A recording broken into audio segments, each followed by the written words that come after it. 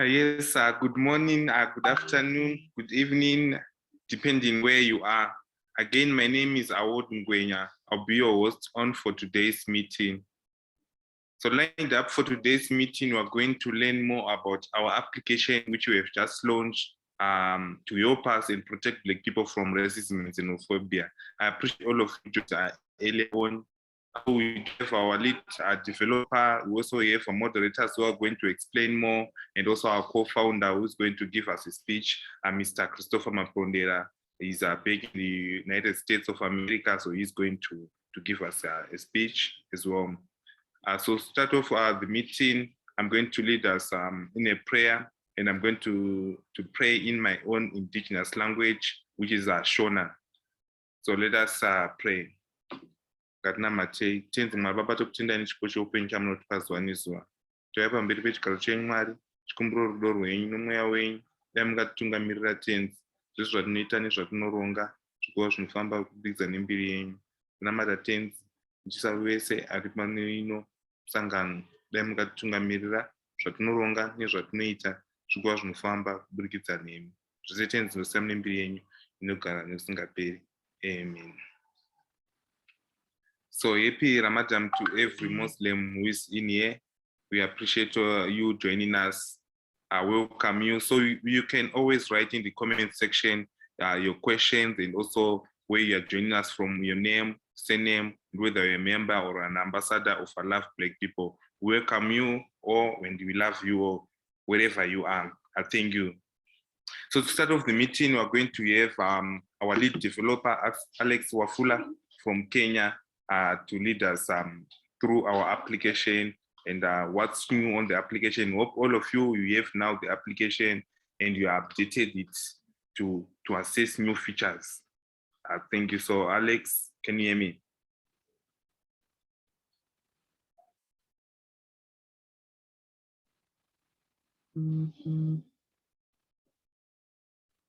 Oh, I think Alex is facing some network challenges. So he is not able to lead us. Maybe you come after our brother Robson Minga from Kenya. Yes, brother Robson, can you hear me?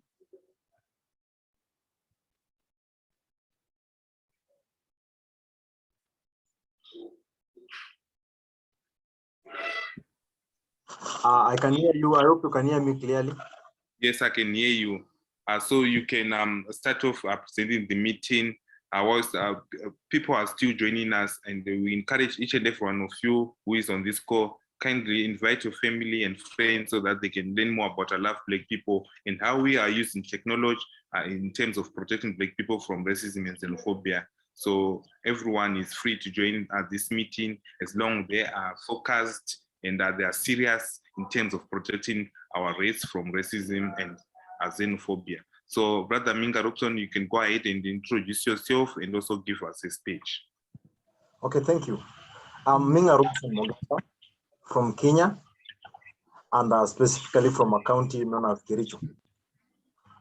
Today, I will just make a review on our application of I Love Black People Safe Places application. This is an application that is found in all mobile phones. You can download it in iOS, you can download it in iPhone, you can also download it on Android. And this application today, I will just speak about 4 features. One, I'll talk about what it does, why is it good for Black people, how to use it, and also suggestions that I've got the feedback from other people who have downloaded it. First, how does it work? This application gives a platform for protecting Black people in line of the 8 essential categories, that is health, education and childcare, transportation, beauty, food, accommodation, finance, and legal. And through this application, we're going to realize that our Black people are going to be protected. The main problem that Black people are facing is racism and xenophobia. And this happens where you find a Black person visits a given place and is rejected just because of the color. Some Black people are even killed just because of the color. It's not that they have done any crime, but it's just because of the color. This application is very good for Black people. And each individual, including everyone who is on the call right now, including our friends, our relatives, should be having this application. This application helps us to recommend safe places. For example, if I attend a place or I visit a place and then I'm rejected because I'm Black, I'm not going to recommend that place. But if I go to a place, for example, a school, then I'm treated well as a Black person. I'm treated with dignity that actually the Black race is just a color, but it's not a crime to be Black. Therefore, I will recommend that place. This application works by recommendation. I recommend safe places. Once you've visited a place from your experience, you just go to the app. For example, you went to an hotel, then you realize that the hotel is actually good and safe for Black people. You are actually going to recommend the hotel as a safe place for Black people. Therefore, other Black people are able to visit that hotel, and actually through this, we are going to protect our Black people. No one is going to be facing these challenges anymore if actually we will put into practice, into use of this application.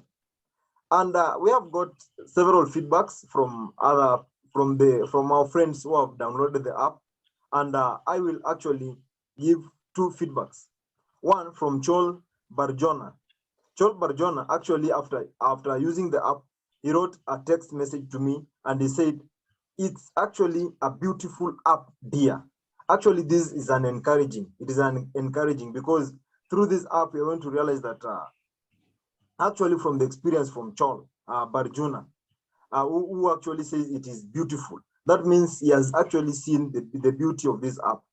Also from Daidi Magasa, who also indicates that it's the best app. It's the best app. Actually, this app is unique. No app that has been operating like this one. This app is actually unique. Through this app, we are also going to realize that our Black people are going to be safe. Robson Mogaka from Kenya. I am because we are Ubuntu. I am because we are Ubuntu. Thank you so much, Brother Minga Robson from Kenya. We appreciate you. You have highlighted how this application is important to us as ILove Black people. Our mission is to make sure that wherever you go, you are treated with dignity and respect, especially when you use our application. On next, we're going to have our brother Zo Owusu Agbe from Ghana. Yes, brother Zo, if you can hear me, you can unmute yourself. Hello. Good day. I love Black people. A good day to you too. How are you doing? I'm doing great. All right. We can hear you clearly. You can go ahead and present your speech about the ILove Black People Safe Places application. All right. So this is a speech delivered by moderator Zoe Owusu Agbe on the 2nd of April, 2022, titled the ILove Black People Safe Places app. My brothers and sisters from Africa, ladies and gentlemen, protecting Black people from racism and xenophobia has never been an easy one, not to talk about doing it through technology. The ILove Black People movement, co-founded by our honorable brother, Christopher Mapundera, a Zimbabwean, and Sinclair Skinner, an African-American, a Pan-Africanist, and an activist, aimed at protecting Black people from racism and xenophobia through technology. In the quest to create over 1 million members, ambassadors, Black-friendly, and Black-owned businesses to protect Black people from racism and xenophobia in at least 236 major cities. The ILove Black People Safe Places app for Android and iOS mobile phone users is launched. And I will want to take this opportunity on behalf of our brothers and sisters from Africa to congratulate our tech team who are using technology from Bill Murray, a tech startup, to power the ILove Black People movement. Congratulations, my brothers and sisters. The app, ILove Black People Safe Places, is a noble of a kind that is doing great in protecting Black people from humiliations of racism and xenophobia in their community.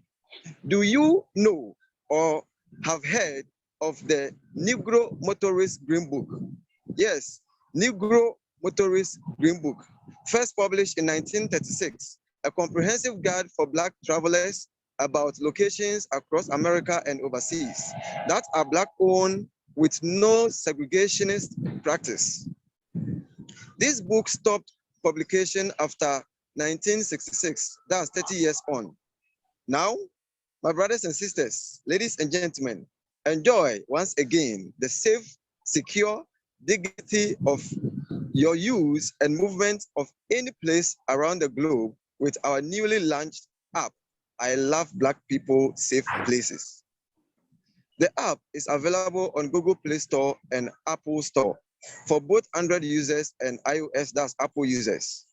When you download the app, you first sign up by clicking on the sign in or the sign up. Then you enter your details. That's your name, email, contact number with country code and a new password. Then you have created an account and can move ahead to sign in. Upon signing in, you will be welcomed with a beautiful interface labeled home, written in white with a red home icon and a black background, located at the left down bottom. Here, all the 8 essential categories are displayed above in this order: accommodation, beauty, education and childcare, finance, food, health, legal, transportation. Another feature on the right bottom is close by. Close by, written in white with a red arrow on top of it. This easily allows you to find businesses close by your location under a particular category. It also allows you to make recommendations by using the search button to enter businesses under the 8 essential categories with their locations. Use this to recommend your favorite Black-owned or Black-friendly businesses, services, or products you enjoy in your community. The next feature you could see is the invite. The invite is written in white with a red background. It easily allows you to invite your friends, family, and loved ones to download the app and enjoy it by sending the link to them on the various social media outlets. Next feature close to this is suggestion. Suggestions written in white with a black background. It easily allows you to make suggestions of close by businesses that are Black friendly and Black owned by clicking on like to make a suggestion or skip to disregard the business as a safe place for Blacks. On the same stretch with suggestion, at the far right, we have the plus sign. The plus sign is in white and with a black background. It's a feature that allows an easy and quick recommendation. By clicking, you will provide the business name, business category, business email, and website. The I Love Black People Safe Place app has received a lot of awesome reviews over the past weeks. Users have shown their great pleasure and satisfaction in using the app. Most of them affirm how helpful it has been in protecting Black people from humiliations of racism and xenophobia. They also confess the app actually is an eye-opener to Black-owned and Black-friendly businesses that they do not even know are close by them and how to get there for their services. The app has really helped in connecting Black people to businesses and places around the globe that are safer, secure, and void of humiliations, racism, and xenophobia. Indeed, I Love Black People movement, I Love Black People Safe Places app is creating a virtual, sustainable, sovereign, Pan-African mutual aid movement by making racism and xenophobia obsolete in our communities. I therefore encourage you, yes, you, to join the good cause by inviting your friends, family, and loved ones to download and use the app and further make recommendations of other safe places and businesses. Reporting, moderator Zoe Owusu Agbe. I love Black people. I am because we are. Thank you. I am because we are. Thank you so much, Brother Zo, for giving us a presentation and going through with us how to use the application, the I Love Black People Safe Places application. So if you do have any questions on what this application is all about, kindly write in the chat section so the developers who are with us can answer you. And also we do have our database manager, Yvonne Dushime from Rwanda. She's going also to answer the questions. So I can see in the comment section, people were writing up their names and where they're joining us from. And we do have a lot of people who are trying to join us. And unfortunately, we are not going to accept those people without their names to join this meeting, because recently we received threats and suspicious people were joining and starting talking things which were inappropriate on our platform. This is clearly shows that they hate Black people. So on this platform, only like those people who are Black friendly and are Black people all over the world who are serious and committed. So we're not going to accept anyone. So that's why our numbers are very low. We do have a lot of people who trying to join, but unfortunately we not accept them because they're not joining with their names on. So we're not so sure who are they. So we are not going to accept them on this noble platform. So thank you so much, Brother Zo and Brother Minga Robson, for giving us an insight about the I Love Black People application. Hopefully each and every one of you on this platform already have it. And if you do have it, I know you have questions. And if you have questions or also your feedbacks, don't hesitate to reach out to us. In the future, hopefully we are going also to add the emergency button on the application so that when someone is facing racism or xenophobia, they can just click on that button and they can get help from members and ambassadors who are nearby for protection. We thank you all for the feedbacks which we were receiving during the week. We forwarded everything to our developers so that they can develop the application the way we want it as Black people. So this application is for you, me, and everyone. So it's for us to develop it and to give us great ideas on how we can use it in order to protect ourselves from racism and xenophobia.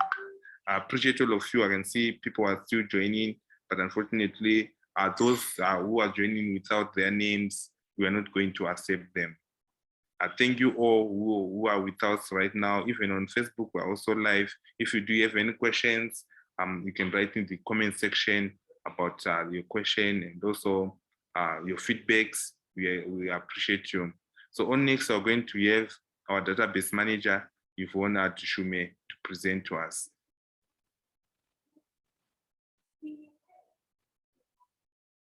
Yes, Yvonne, can you hear me?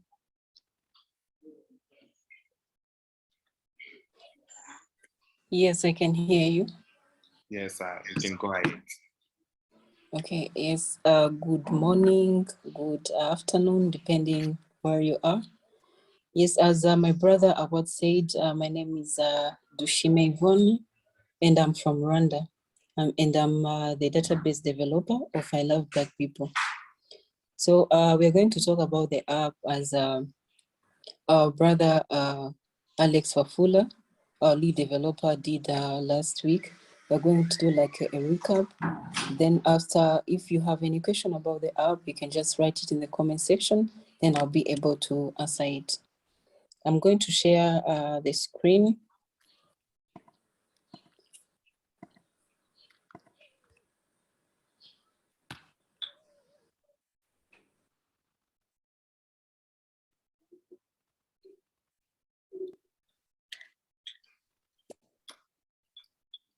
Yes, mainly this is the app, our app, I Love Black People Safe Places app. Yes, so after downloading the app, maybe Awad, can you share the link to download the app for iOS and Android? So the app is available on both devices, Android and iOS. So for me, I'm using iOS. You have to sign up. Let's use test 1.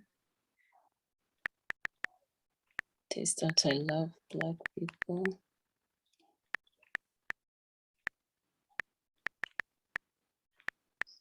.com.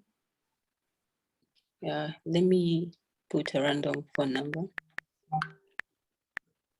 Yes, you can see that my country code is already there depending to my current location. I'm currently in Rwanda, Kigali. And password.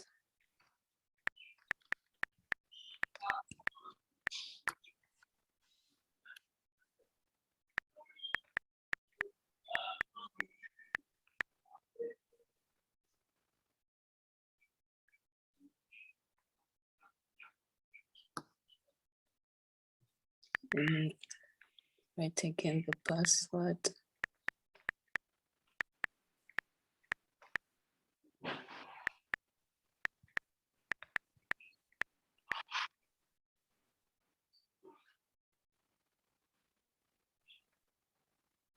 Okay. Let me change the email.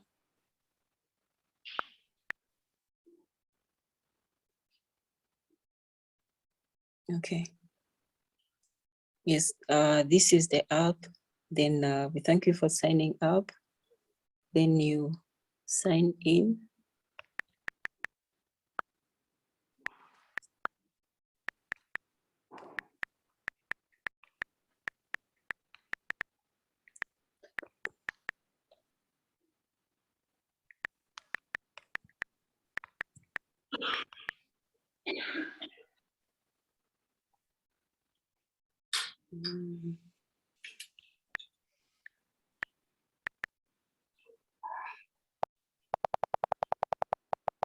Let me use my current email.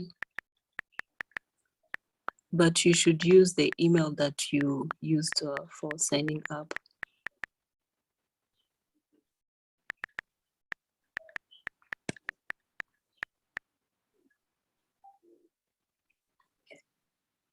Okay, yes, you can see my current location.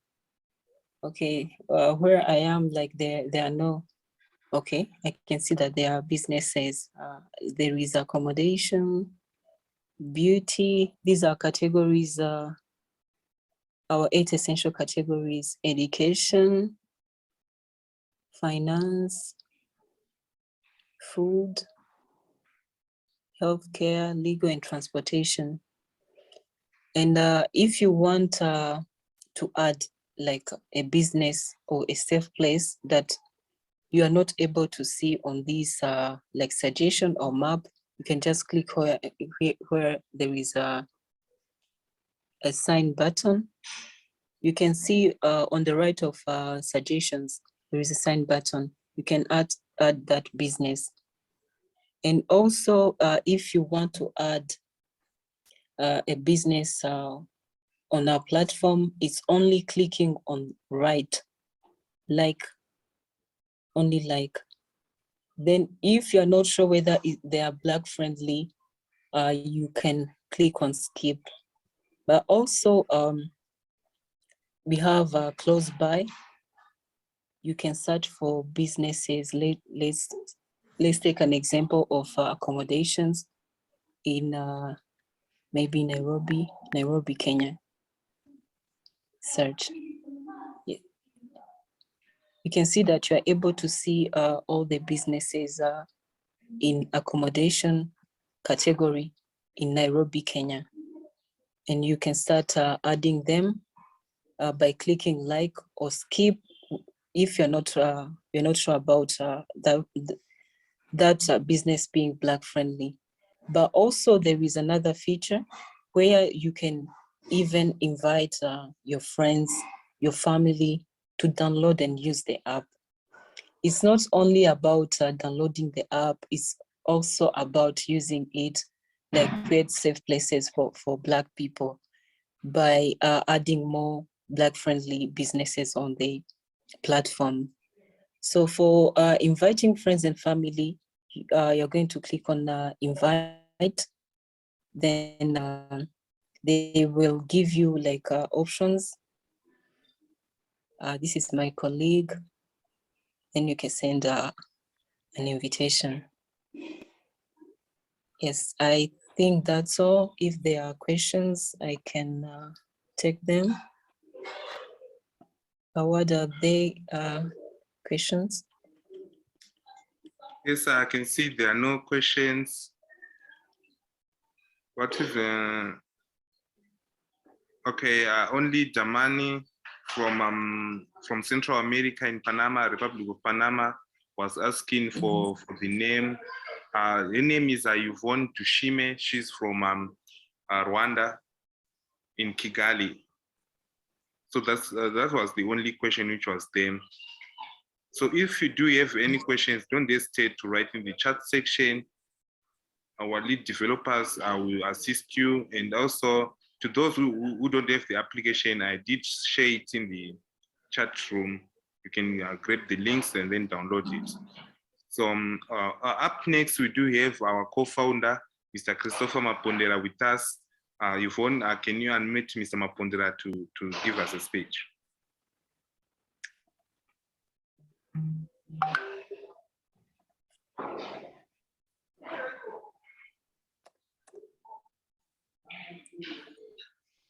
Yes, sir, Mr. Mapundera, can you hear me? Yes, I can hear you. Okay, yeah, I've been unmuted as well. All right. Anyway, thank you so much.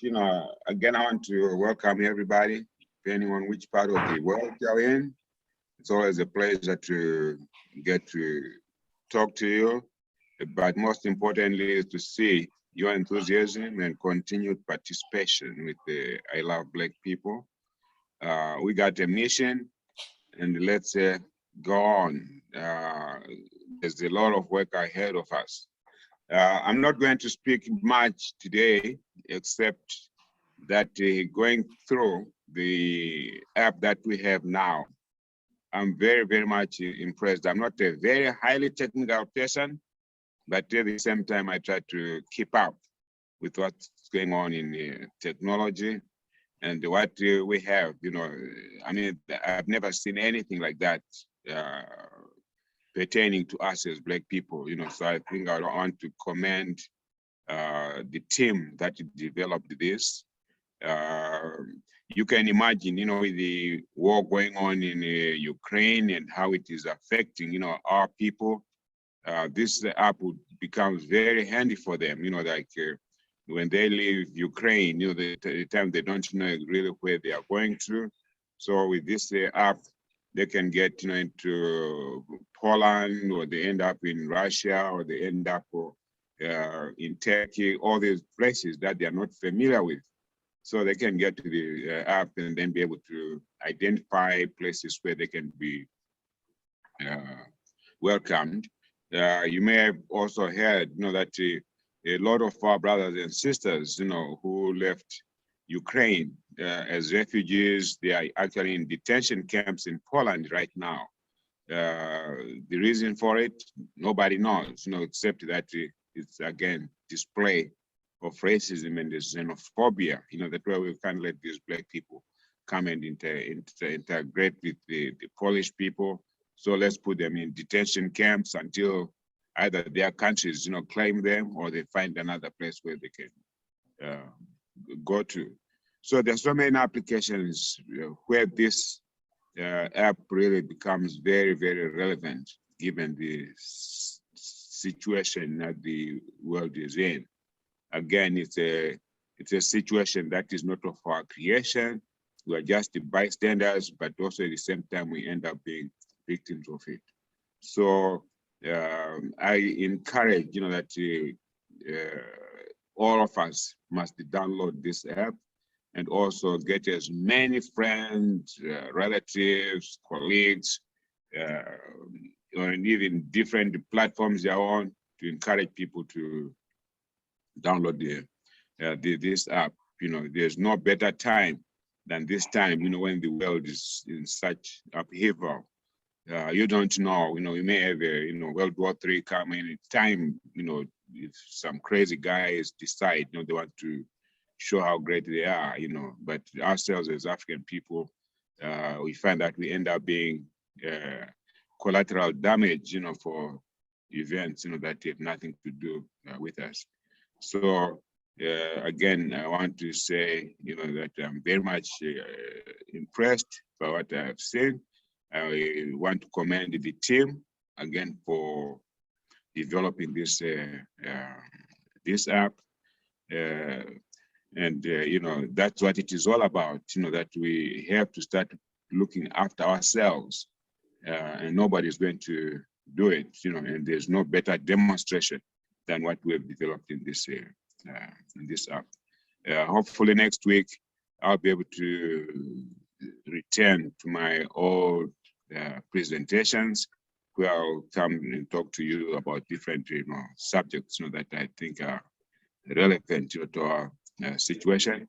If you have anything that you want me to speak about in specific next week, please just send your request through Yvonne or Awad, so that I can also take into account the issues that are of interest to you. Okay, thank you so much, Yvonne or Awad. You can take over. Again, I want to welcome everybody.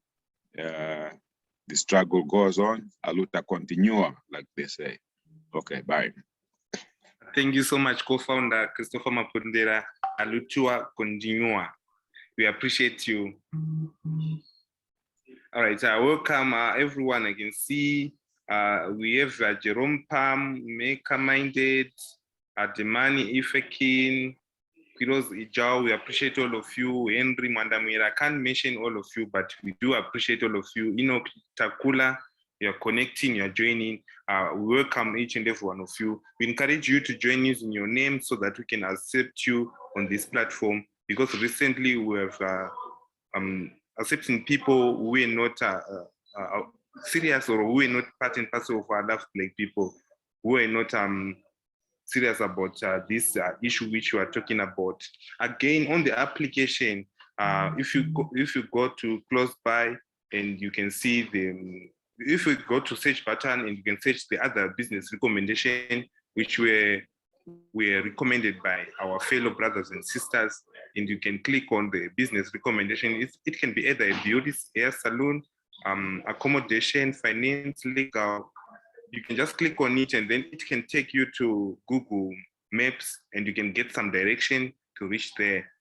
So we are connected with the Google Maps on the business who were recommended and approved on the application. So it's a good tool to use, and you should familiarize using the application of our Love Black People. So lined up on next, we are going to also congratulate those who received their certificates of completion. So this is a new week, a new month.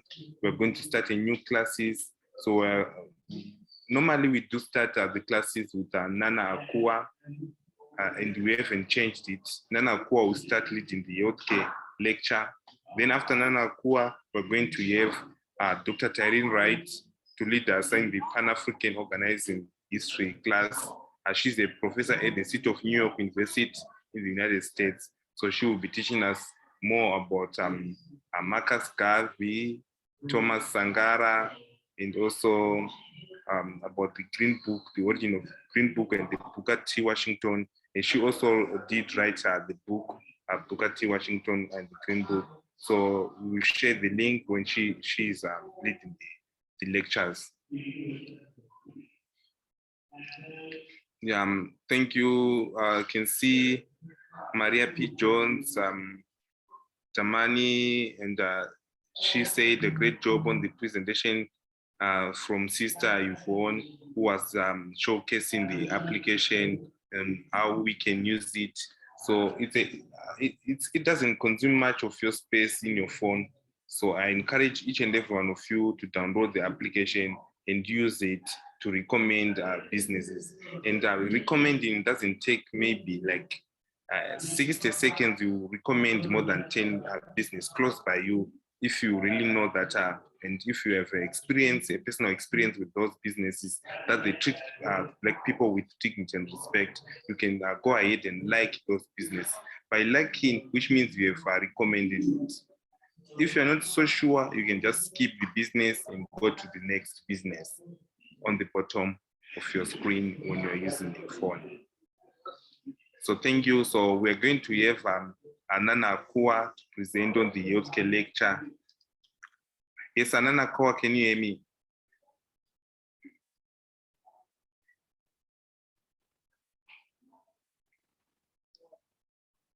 Yes, Yvonne, you can mute Anana Akua.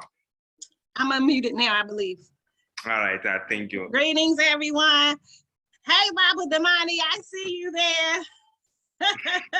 Greetings. Hey, Yvonne. Hello, everyone. All my beautiful, all y'all turned your cameras on. Wonderful. I love seeing your beautiful Black faces. Thank you so much. Yay. I love that. I love that. Thank you all so much. Well, welcome, greetings. Thank you for joining us today. So we are starting our cycle over of our Pan-African healthcare. Okay, y'all popping in. I like it. I like it. Let me see if anybody on the next page. Okay, I scrolled to the next page. Okay, I see a couple more faces. Awesome. So we are starting our 4-week cycle again today. And I always try to add new things in. So if you have joined us before, hopefully you'll hear something new. The goal is always to empower Black people to take health into your own hands when necessary, at least have the knowledge to heal thyself if possible, but at least know how to recognize things that you can take charge of yourself, know how to evaluate what's going on, not only physically, but emotionally, spiritually,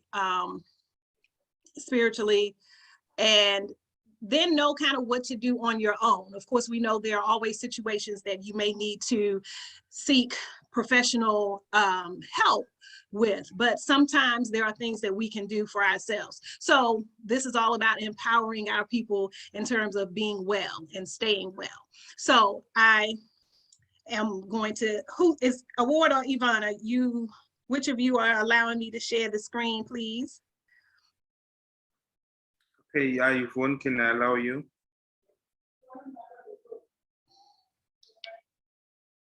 So again, welcome everyone. And again, if you're not in the WhatsApp group that we're currently on, and I know Award can post how to get into the WhatsApp group. Yes, I'm going to post a link so that people can join through that link. Okay, good. And so, you letting me, Yvonne? Yeah, okay, here we go. All right. Seamless again. I've gotten it now. Just as we came up with a solution that you all were gonna post the lessons for me, now I figured out how to do it without struggling too bad.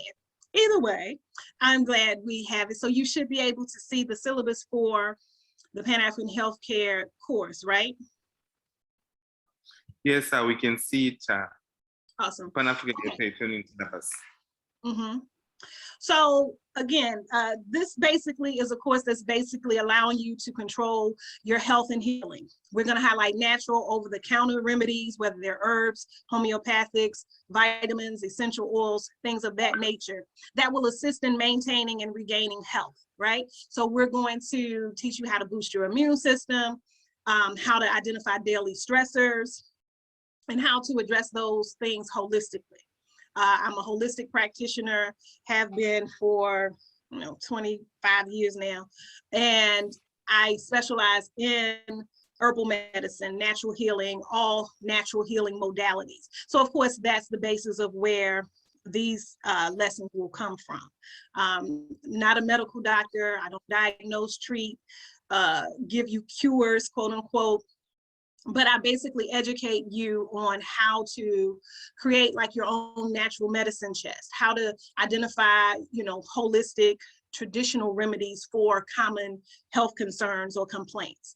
And, we'll discuss not so much how to make things, but I will reference how to use herbs in its different forms. So we'll talk about teas, we'll talk about tinctures, we'll talk about herbal baths, aromatherapy, massage, reflexology. We'll discuss all of those things. And let me just also say that if you have not purchase the Global Green Book. And, you know, I only get on here, I'm always doing appointments before here. So if this is a repeat, forgive me. But if you have not purchased the Global Green Book, please do so today, because all of this, well, maybe not all of this information, but a lot of this information is in there as well, where there is an entire holistic healing section, along with holistic practitioners and even regular allopathic or Western health professionals listed in the directory. And of course, the point of the app that I did hear Award mentioning, the way to expand the book and expand that directory is to get your recommendations, your referrals, your identification of Black-owned or Black-friendly businesses to use on the app exclusively, or to also, you know, us add to the Global Green Book. So in different ways that we can allow folk to access this information or access this information through either of these means, we want you to do that. But we already have our latest Global Green Book that highlights that. So let's get into the materials. I've listed just some books. I have so many. I kind of just highlighted some that I think are just long-standing reference materials for holistic health. These are very well-known holistic healers and professionals who have written books about the different aspects of holistic healing. So I've listed that here for you in the syllabus. And our objective is to promote self-love and empowerment through self-healing and dis-ease prevention training. We'll be providing healthy or healing by providing a historical overview and working knowledge of traditional healing modalities and principles, okay? And so this week we're going to focus on what the holistic approach is, what are the principles, what are the modalities. We'll talk about some basic nutrition facts, the types of nutrients and how we get them, food combining for good digestion, and then just overall general elements of holistic eating and healthy eating, okay? So I really like this picture graph because this gives some aspects of holistic health.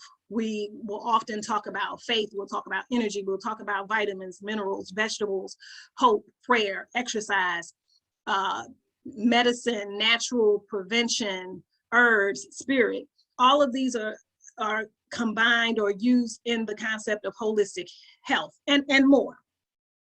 But let's start with a basic definition, a working definition of holistic medicine.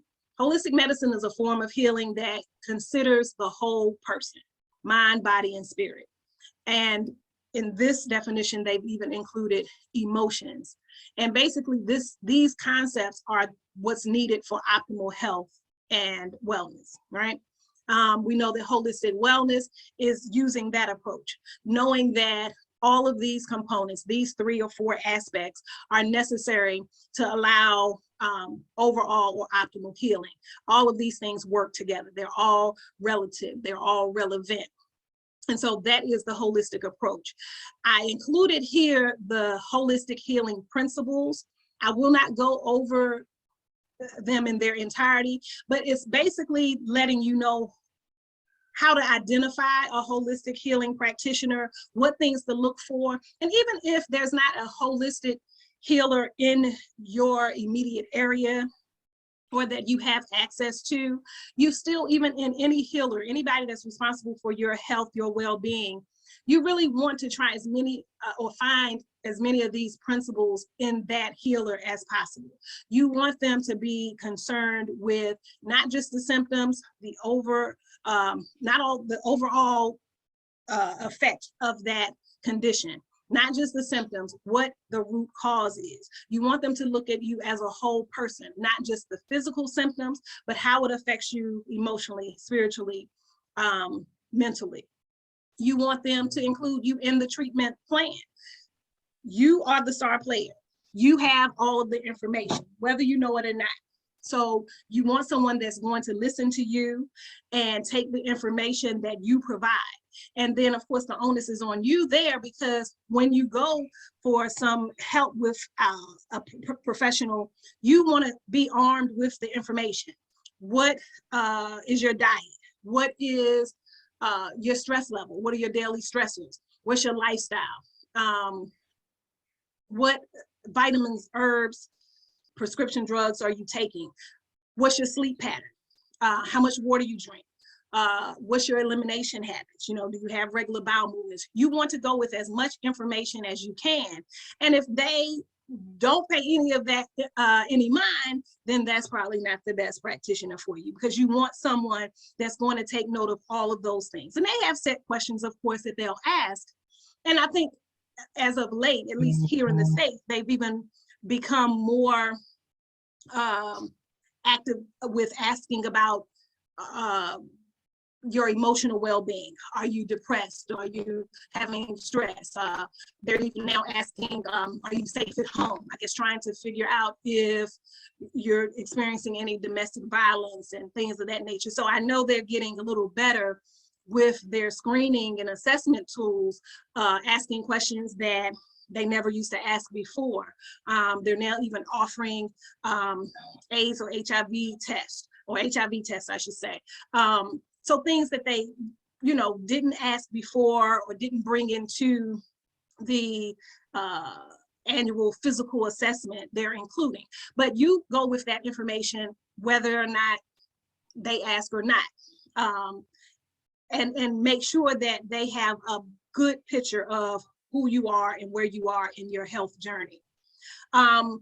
This handout here talks about types of alternative therapies. I kind of cut and paste this here together. This gives some ideas of some other words, some other types, some other modalities that we consider to be under the holistic healing umbrella.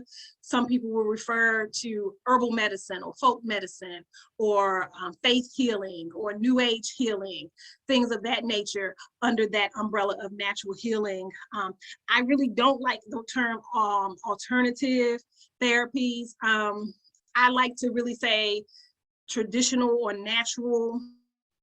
Alternative just makes it seem like it's as if it's secondary when we know that this is what was first. It's similar to, I don't know about in other parts of Africa, but in Ghana, the traditional priests like myself are called fetish priests, which I hate that name, right? So this sort of reminds me of this alternative thing. Just like I don't like saying that this is these are alternative therapies, I don't like being called a fetish priest. Traditional priest, you know, a traditional healer. These things came first. Herbs and natural healing predates, you know, your pharmacology and your prescription medications and a lot of these procedures and medicines and such that are used. So, you know, but as someone that's changed their name, you know, I'm a little picky about what you call me and what I call things that I'm involved in. But that's just my little thing there. And this beautiful lady here, and if I guess you're in the southern regions or if you're familiar with South African healing or a traditional Sangoma, I put this here not just for the work that she's perhaps doing there in the forefront of the picture, but for all the healing medicines that you see there on the wall. Throughout this course, I will make reference to herbs, but usually I'll use herbs that I have been able to find printed information on. And that's in no way saying these are the herbs to use, the only herbs to focus on, but these are just the herbs that there's literature, there's easily accessible, printable information for. However, you may not be able to find the herbs that I make reference to in this class. this type of healer here that you see is who you would go to in your respective areas, especially if you're on the continent.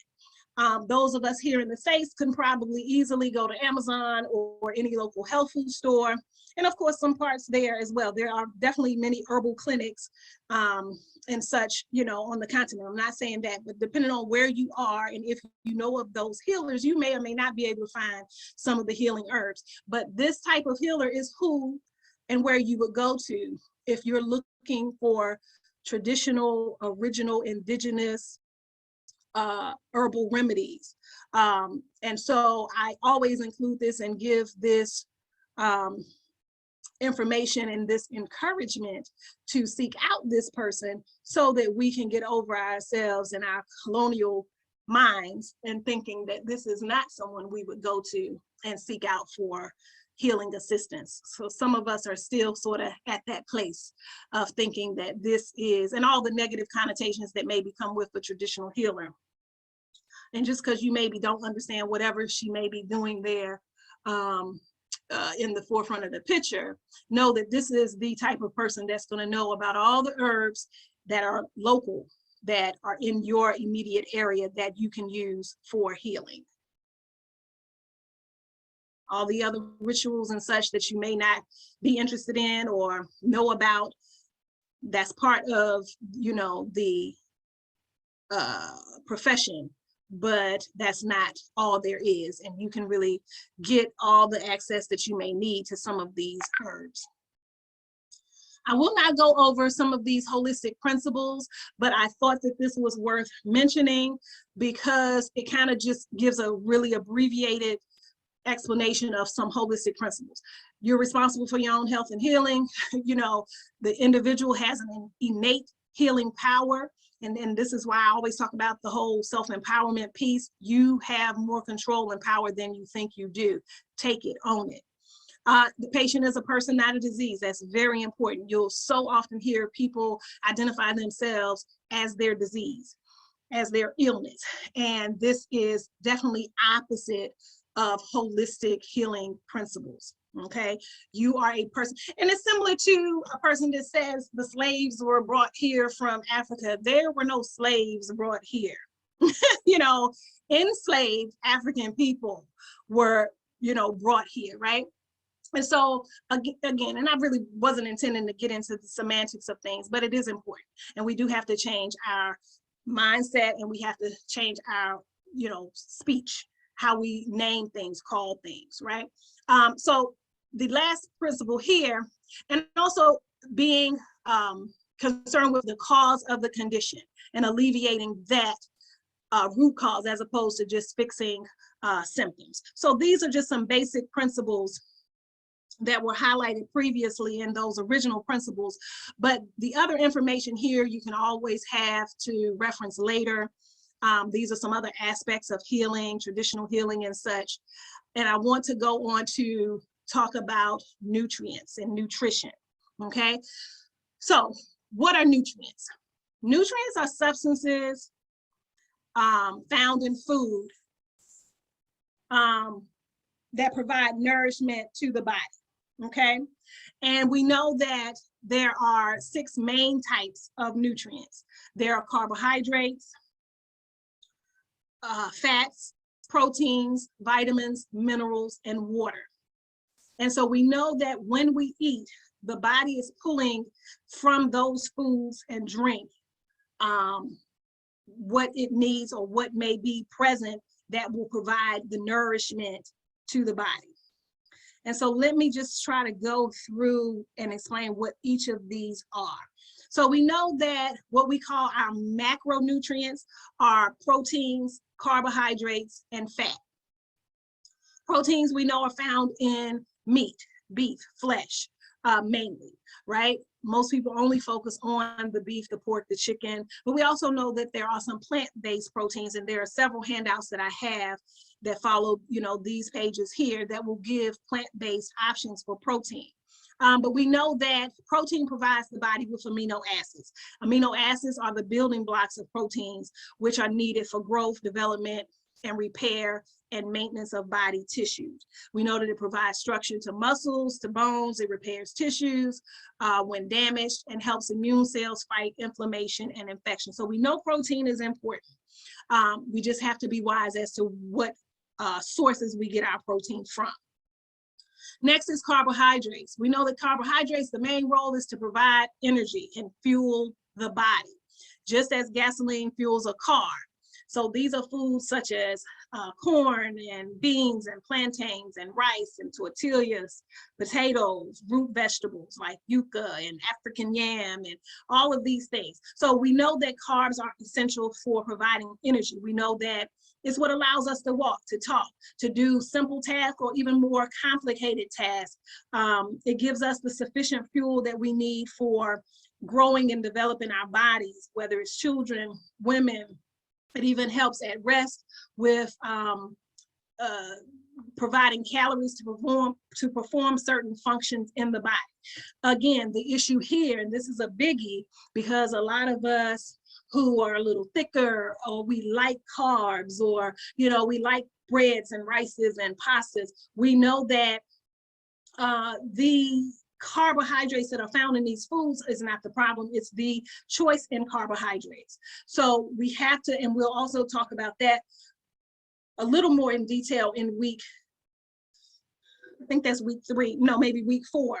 But the best thing that I'll say here is to focus on using the glycemic index, because this will give you a good idea of what types of carbs are okay.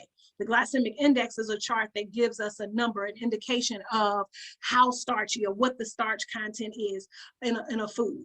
And any food that is over 70, we know that we should avoid those foods. So those are foods that are too high in our carbohydrates. And we know that that will then elevate our blood sugar. So carbs are good, it's just a matter of which carbs you are including in your diet. And then we have the last macronutrient of fat. And we also know fat also gets a bad rap, but we know that it is essential, right, for providing structure to cells and cushioning the membranes and helping prevent damage. We will find it in oils from coconuts, from nuts, from milk, from cheese, meat, poultry, fish, different fruits like avocado, different fish like salmon. So we know that it's essential, and it's also good because the fats and the oils are needed for what we call fat soluble vitamins like A and K and D, because that is what helps the body absorb those types of vitamins, those micronutrients that we're getting into next. So micronutrients are vitamins and minerals, right? So we know that vitamins and minerals are food components that help support overall health and play an important role in cell metabolism and neurological functions. So our vitamins are generally where we get our energy production, our wound healing, our bone formation, immunity, eye and skin health. Minerals is generally what helps to maintain the cardiovascular health and provide structure to the skeleton, right? So all of these are essential nutrients. We need vitamins and minerals.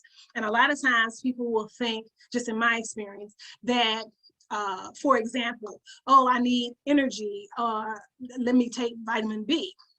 Or I'm so sluggish and I'm tired and I don't seem to have enough rest. While we may downplay minerals and think that it's just strictly for, well, that's just for my bones and so that I don't get arthritis or have, joint inflammation or pain. But a lot of times when we're fatigued and overworked, not getting enough sleep, we are also mineral deficient. So I don't want you to undercut or underestimate the importance of minerals. We maybe are more familiar with certain vitamins as opposed to minerals, and some of us are only familiar with calcium and magnesium, but I included the entire chart of vitamins and minerals and their sources so that you can familiarize yourself with all of these micronutrients and know how they function within the body, why they're needed, and where to find them, okay?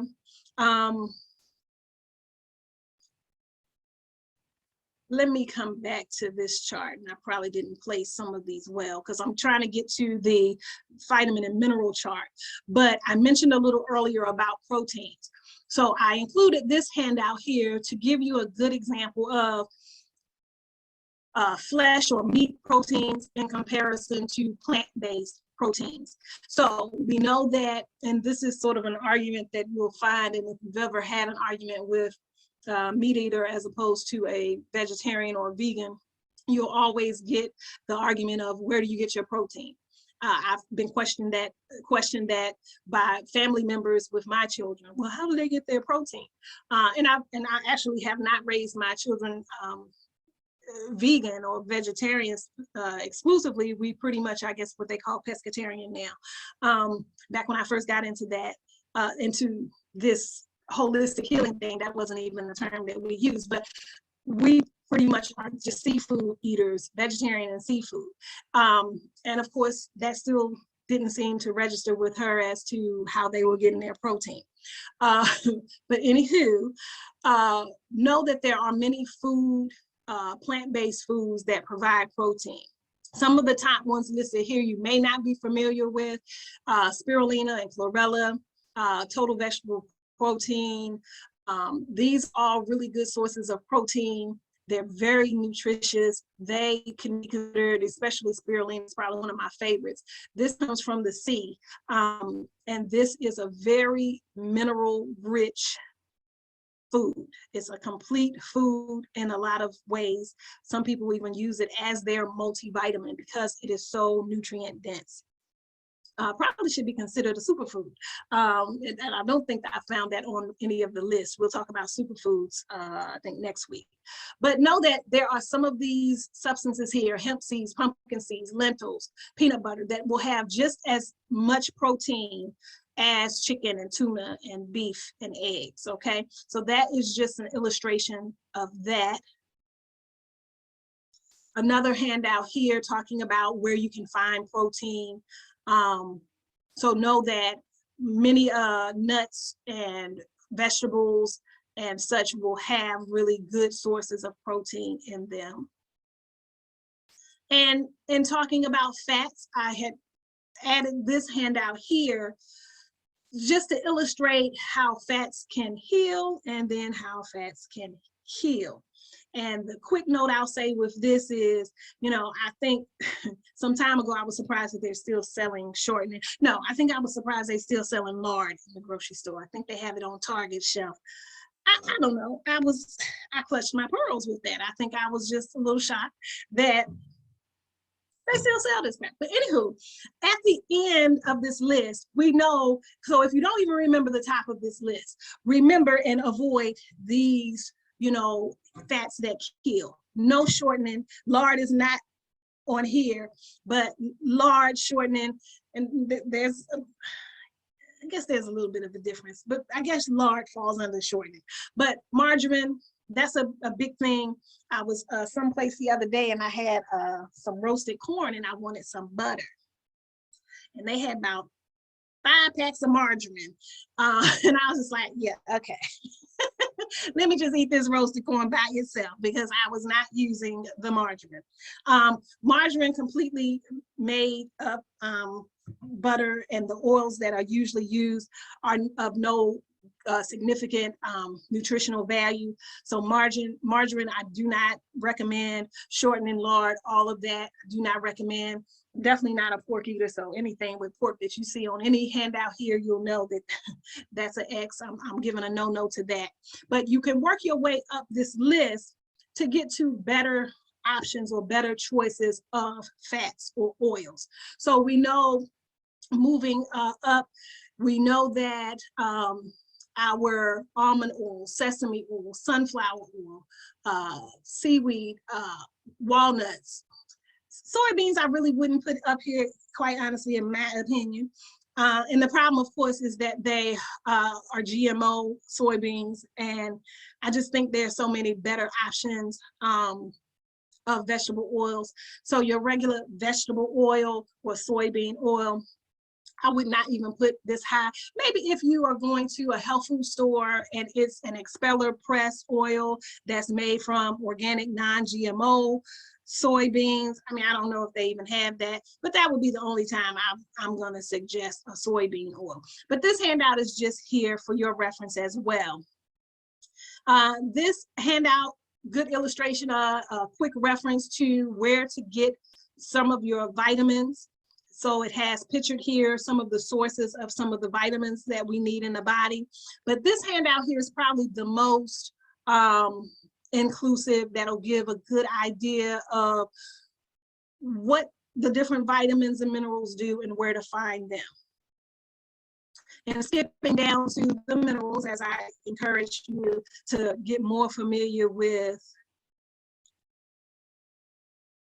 some of the minerals that the body needs. For example, chromium. You know, anyone who has had any issues with insulin production or just blood sugar issues, chromium should be something you know about, you're very well versed in, and you know where to find it. I would say iron is one that's probably underplayed a little bit. Only if you're anemic would most people maybe focus on iron. Maybe if you, I don't know, chronic fatigue syndrome or have some really, you know, major issues with your energy levels, maybe you've been pointed to iron or they've checked your iron. And let me just say, and sometimes when standard tests are done and they'll say, oh yeah, your iron's great, or you know, your mineral levels are great, and you still are experiencing certain symptoms that are indicative of a deficiency in these minerals, I still, I would still include iron-rich foods, for example, or any other mineral, because we know if we're getting the natural food source, we're definitely not going to cause any harm. But if you know that you're having symptoms that are akin to iron deficiency or anemia, or you're having, you know, some blood sugar imbalances, and you know you eat a lot of starches, there are some proactive things that you can really do and use this type of chart for. And this is just as simple as planning out your diet, planning out your meals. What things do I need to include more of and why? This will give you a good idea of why to do that and what foods to include. And in the event that some of the foods that are listed here, so say you're having muscle cramps and you want to help alleviate that, you know, we know that potassium will assist in that, along with magnesium, right? But we know that if, for example, you don't eat any of the foods that's listed here, you're not really into bananas and you don't eat beets and that sort of thing, I've included the handout here that gives us the herbal sources of the various vitamins and minerals. So if you cannot include as many of the foods that contain some of the vitamins and minerals that you may need, and especially if you're a tea drinker, I always encourage people to use or make good decisions on which teas to add, and not just do the typical white and black teas or the Lipton teas. Use a tea or a combination of teas that's going to give you what you need.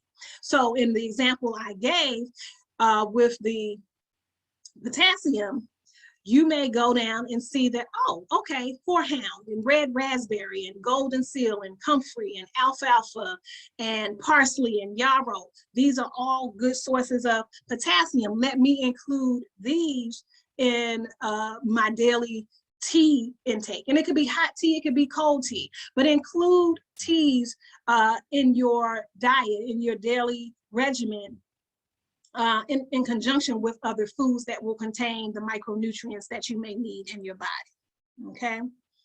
Same thing with, I think I gave the example of iron, and especially iron deficiency in, say, a vegan or a person that's not likely going to consume some of the meats and things that you'll likely find iron in. There are many, many, many iron-rich herbs that one can use, okay? So sarsaparilla, ginseng, skullcap, alfalfa, bilberry, fenugreek, nettle, yellow dock, yerba mate, horehound, red raspberry. So the list goes on and on. So really utilizing herbs, even if it's just in this way.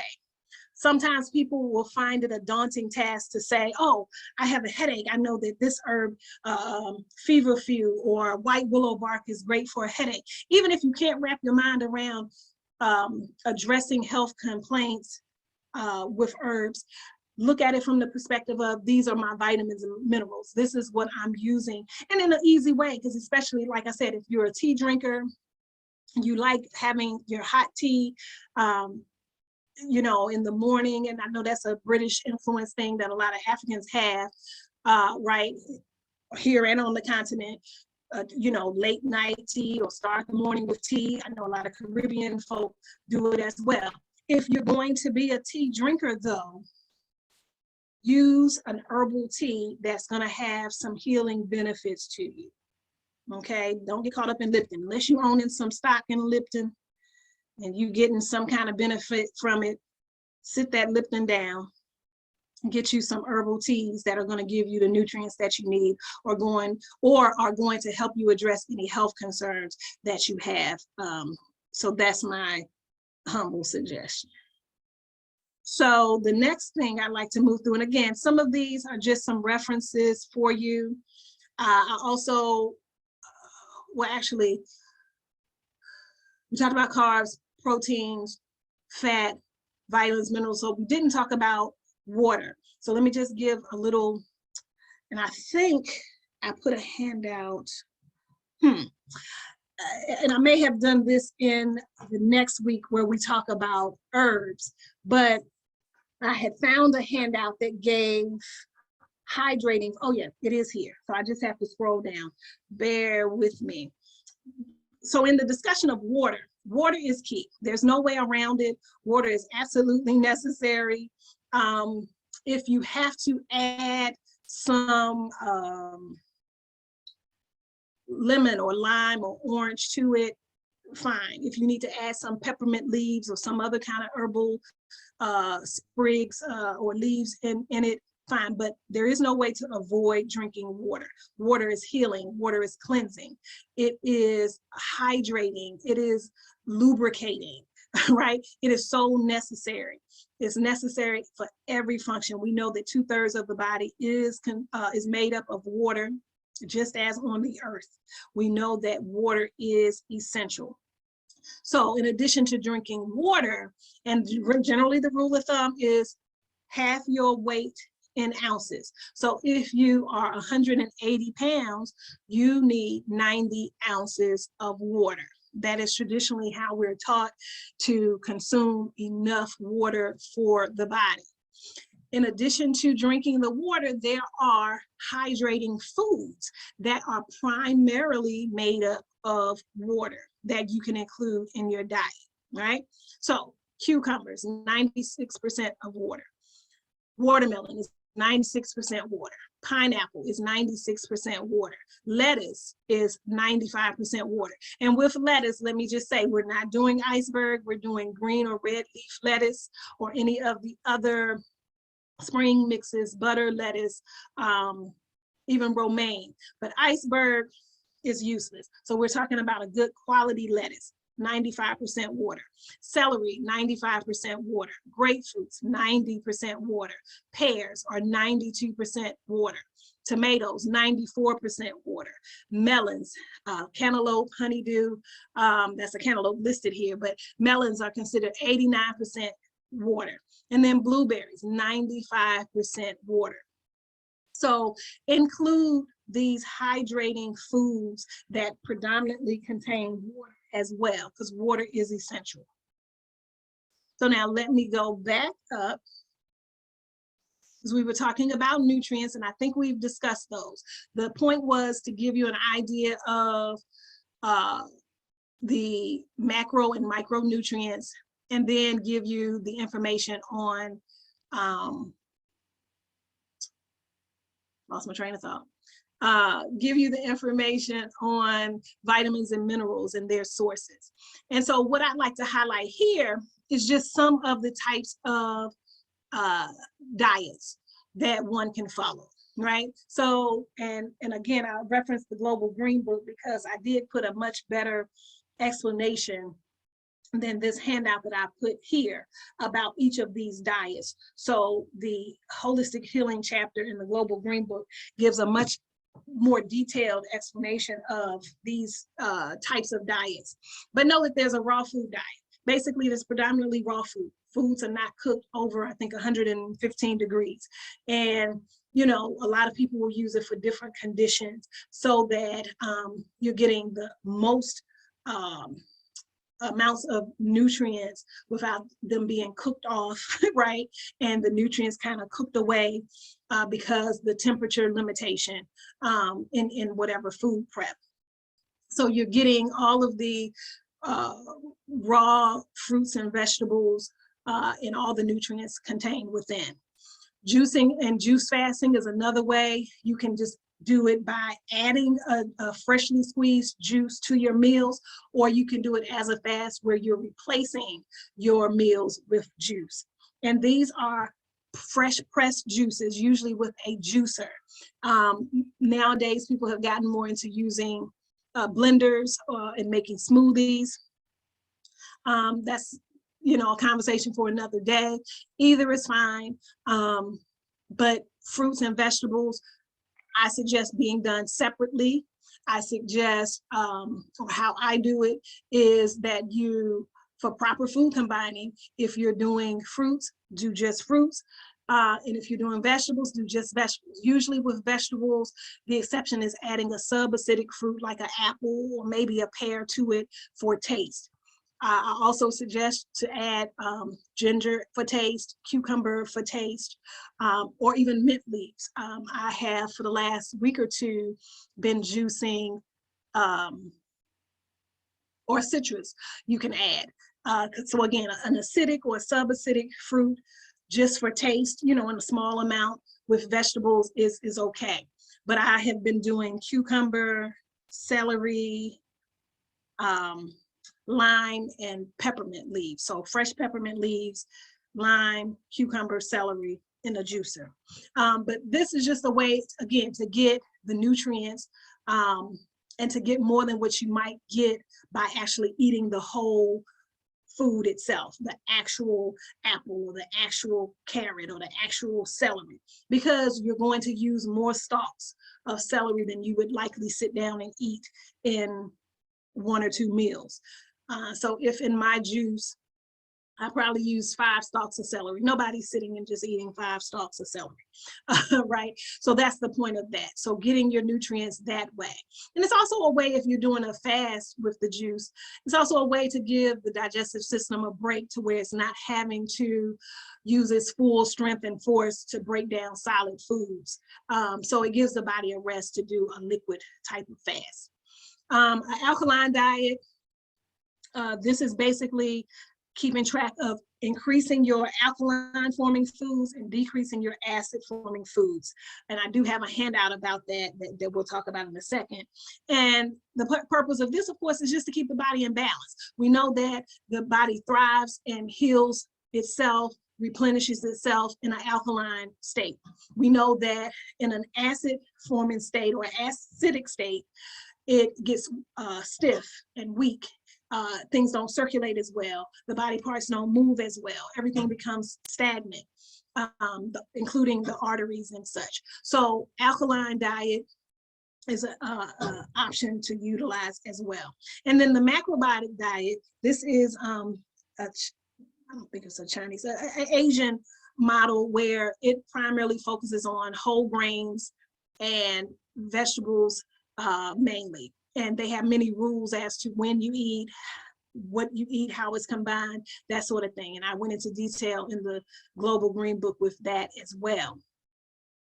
But let me go to this alkaline chart here.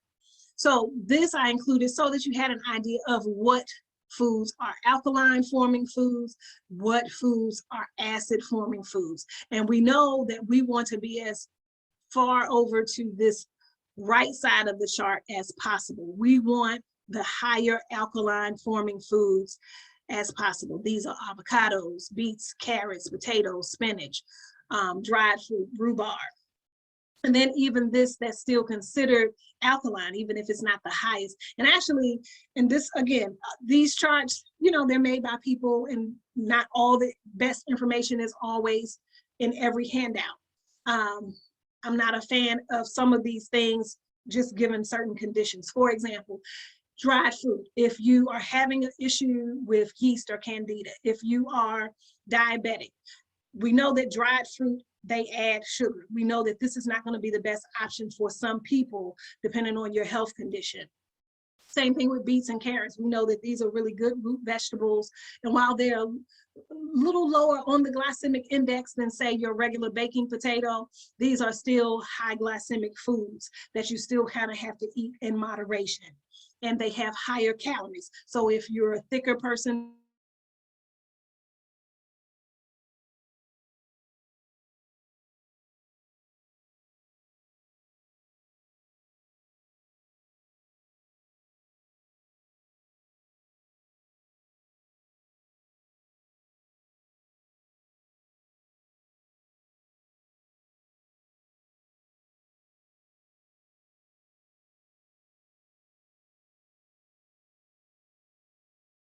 through this, these are some tips in terms of just how to eat well. Even if you don't follow a specific diet, these give you some ideas of just things to do to overall assist in absorbing your minerals, avoiding certain conditions due to foods that you eat. One is to limit how much you drink while eating. You should only drink 4 ounces of liquid with your food. Anything more than that, like a tall glass of whatever, is going to interfere and dilute your digestive juices that are already in your stomach. So limit how much you drink, or wait altogether. I'm often asked, what you gonna drink? If I go out, the waiter is always concerned, or the waitress is always concerned with what you're having to drink. Most times I won't even order anything until after. So I have gotten into the habit, I wait at least 20 minutes, but ideally 30 minutes or more after you have eaten. If you are drinking something limited, I will always leave, and it's always a waste when you're going out to eat to buy a drink, because they've overpriced it, number one, and number two, I'm not going to drink it all. So I really don't usually order things to drink when I'm going out to eat. So another concept is try to eat foods as wholly and naturally as possible. You know, definitely canned is the worst. If you can't get fresh fruits and vegetables, try to do frozen. But if you can do fresh and seasonally, what naturally grows during the time of the year for where you live is the best option. Exercise is important. We know we have to move our bodies. We know that we have to do strength training, flexibility training, and endurance training. So not just running, you may just stretch some days. You may just do marches in place. And as silly as it sounds, I do that often, because even though I have a treadmill, I don't always go get myself on it. So I might march in place for 7 minutes, right? But whatever you can do to move your body. And then regular eliminations. There's no way around that. You have to eliminate. You have to every day. So let me try to scoot through some of these. Oh yeah, excellent. Excellent, Maria. Yep. Yeah, you know, and honestly, I'm not a tea drinker, but if I was, it's gonna be some herbal tea. Well, and of course I do. But and my loved ones always know if I'm not feeling well. They be like, "You drinking tea? Oh, you must not feel good. What's wrong?" Right? So that's usually on time I'm drinking tea. But yes, use these opportunities to load up on your nutrition.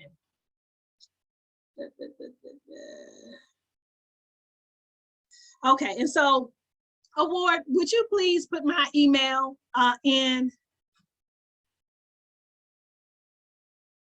here, because if you do not have the handouts, I will gladly send them to you. And yes, thank you. So yeah, so hopefully, Teresa, you saw where Award listed the link for the book.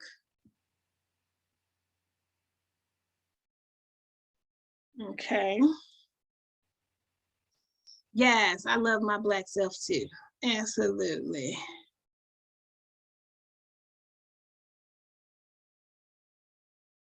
Thank you, Baba. Thank you, Baba. Maria, you know Damani too. It's funny how everybody just, you never know who people are. That's why you just should always be good anyway. But I mean, not that anybody's being bad here, but I'm just saying, you just never know the links that we all have. I appreciate them words, Baba. I appreciate you. Okay, so I don't think I missed any questions. Yes, but whatever you're currently doing, I applaud you. I encourage you to do those things. However, you're incorporating what information you already have or what information you learn here. The point is to always have whatever information you need so that you can arm yourself, so that you can stay healthy, so that you can use this information for your families, for your communities. Always talk about what to do, and not in a way of you know something more than someone else, but say, hey, are you familiar with this? Are you familiar with that? We do this for so many things, right? So we should also do it for our health. We should do it for, oh, you know, I've learned that eating avocados, you know, is a good source of healthy fats or oils for the body. Have you ever tried that? Oh yeah, I put it on top of my salad. I don't know about that avocado toast. I don't like that. I don't like my avocados on bread, but I like it on salads, maybe on top of some rice. But explore, try these different things that, you know, you'll see out now. And everything, sometimes when things have become popular, and, you know, sometimes I give it a side eye, you know, especially if it's something I've already known about or it's not something that's new in my world. I'm always sometimes skeptical, like, oh, y'all promoting this now? Like, okay, what did y'all do to it or what's wrong with it? But if it's something that you are new to and you're now becoming more familiar or it's becoming more accessible, then great, you know, look into it. You know, compare it to information that you're getting from good sources like here at ILoveBlackPeople, you know, and utilize these things. Next week, we're going to focus on my favorite. You know, I'm an herbalist first. And so I love talking about herbs. And if you've listened to me before, you know, I have a hard time limiting what herbs we talk about. And I'll say, I'm just going to highlight these few. But know that, okay, yeah, so nanaakua1@gmail.com. So Benjamin, if you'll please email me, because I won't be able to write your email down, but if you send me the email, okay, I see, sent it by mistake. I see the next email. But yeah, so we'll talk about herbs, we'll talk about homeopathy, we'll talk about essential oils, superfoods. We'll go over those specific things. And let me also say, if you have a question that you've maybe emailed me, sometimes I try to go through some of my emails, and the WhatsApp messages are so much. So especially if you send me a message on the WhatsApp group that's not specifically about the class or the information that I've posted, I really may not in that time and space have time to respond. Might even be easier if you email that. And of course, it's still got to be relevant to health, because I get a lot of emails and a lot of messages that's about other things. So if I don't answer those, then you'll know why. Okay, but if you are asking about some kind of suggestion for something and it's health related to, you know, it's related to what we're doing here, I'll try to get with you, and it might be best to email that as opposed to chatting in the group. I'm glad people are interacting in the group, but sometimes the information and different messages get to be so much and they're not about the topic. I kind of skip through those and let you all, you know, talk. And I just post the assignments and kind of go from there. Emailing might be the best option if you do have something health related you need some clarity on, okay? So thanks for joining me. I will see you all next week. Love seeing your beautiful Black faces. Have a wonderful weekend. And as always, I bid you good health and peace. Thank you so much, Nana Kua, for a wonderful lecture. We appreciate you. We are going to do the self-care, which you are teaching us. You can see the comment section. They're thanking you for a wonderful lecture. Thank you all, Maria P. Jones. We appreciate you. Without wasting time, we're going to have our Pan-African Organizing History class led by Dr. Tyrone Wright. Yes, Dr. Wright, can you hear me?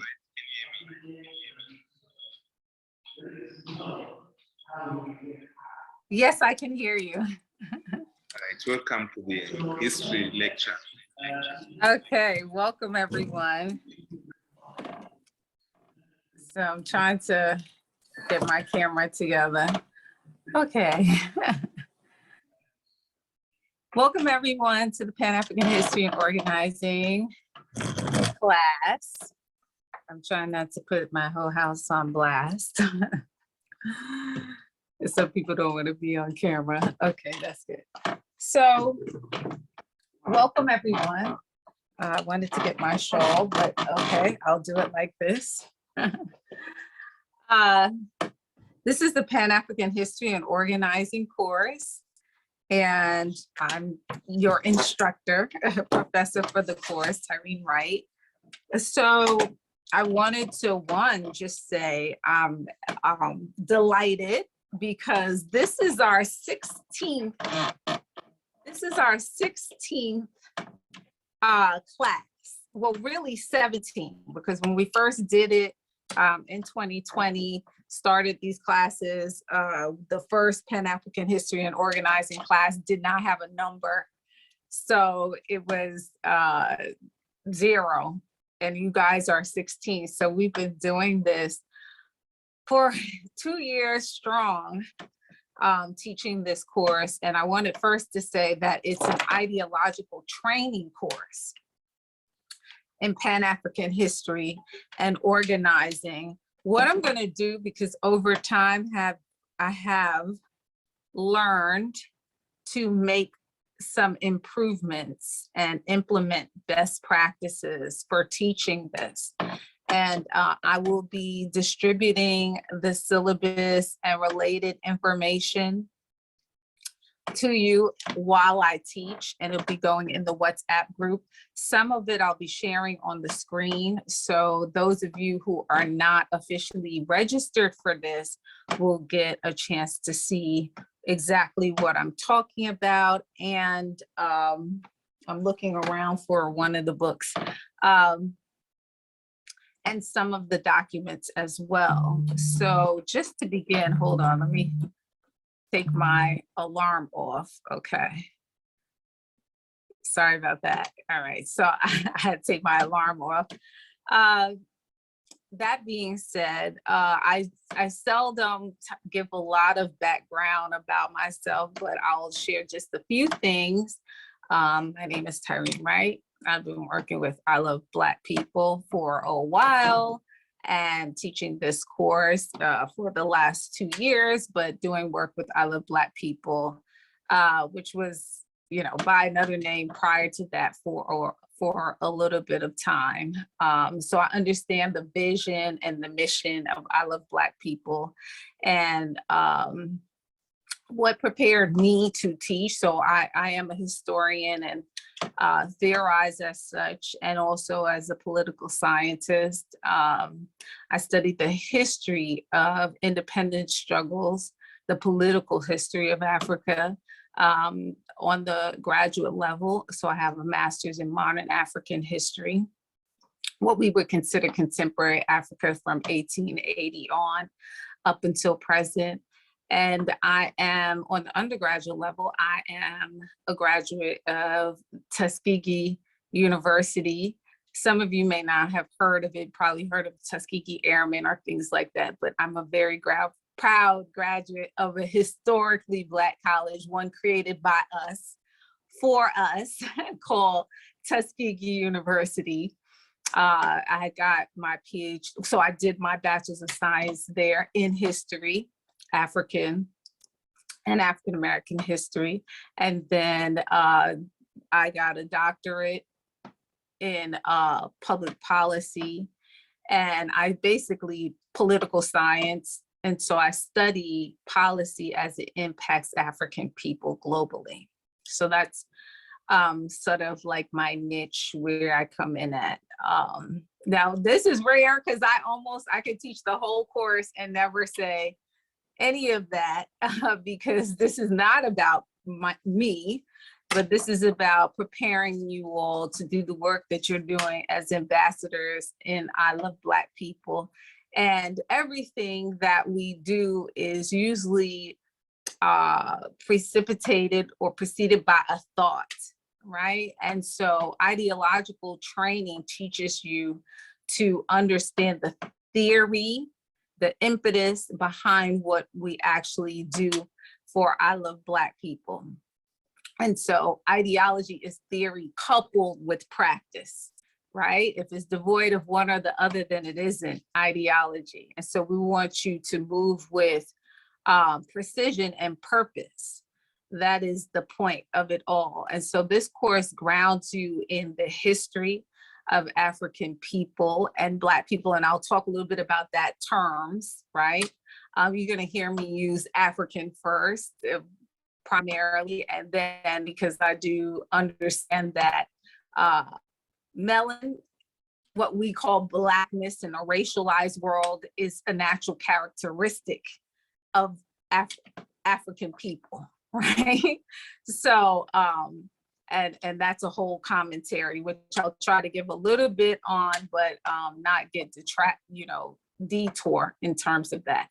But so this course grounds you in the history of Pan-Africanism, first giving you an understanding of what Pan-Africanism is and what it means, the history of it, how it comes about, and also the history of Pan-Africanists, individuals, proponents of Pan-Africanism, as well as organizational efforts, and policy cases that relate to Pan-Africanism, because so often you hear, especially now, when you have organizations whole organizations who are like, what is Pan-Africanism? Pan-Africanism has never done anything for Black people or African people, and that is not correct.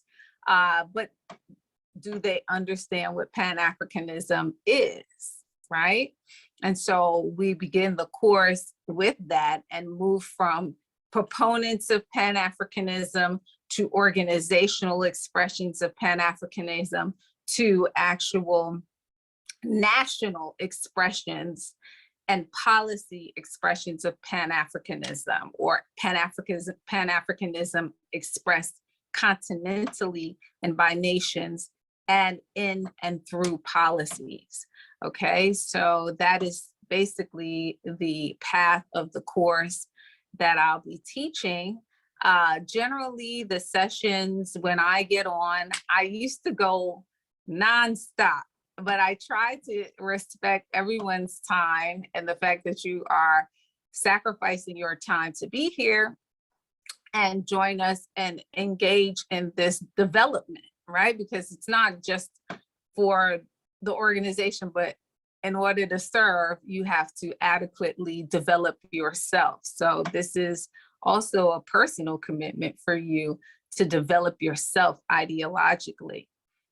So I appreciate it. And I will generally give the lecture that is relevant to the materials for about 30 minutes, sometimes 40, and then open up the conversation to your questions and answers and comments on the materials.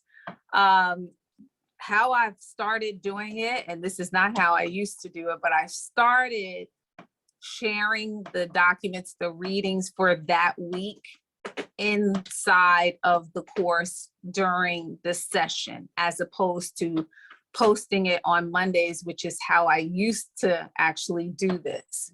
So you will get your readings for the week in PDF form delivered to you inside the WhatsApp groups. I would recommend that you keep the materials. A lot of these things, the readings are things that you wouldn't ordinarily find, or you need to buy a text to get. So they are scanned and available in PDF format in the context of WhatsApp in our course.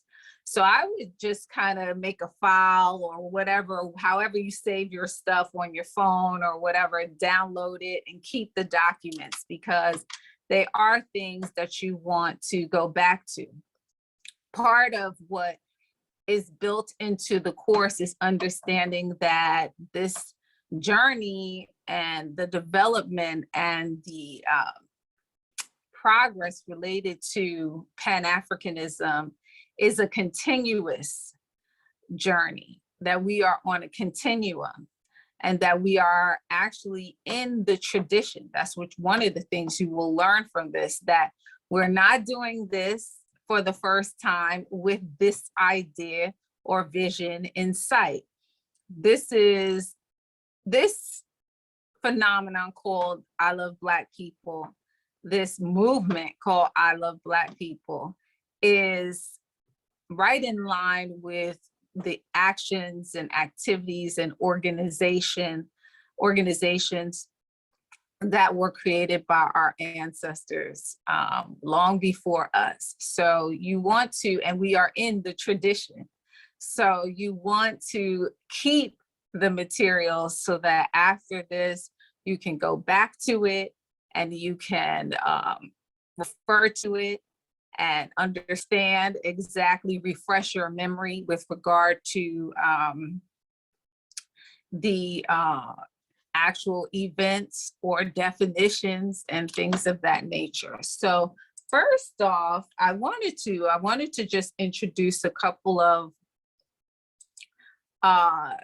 the books that I will be using.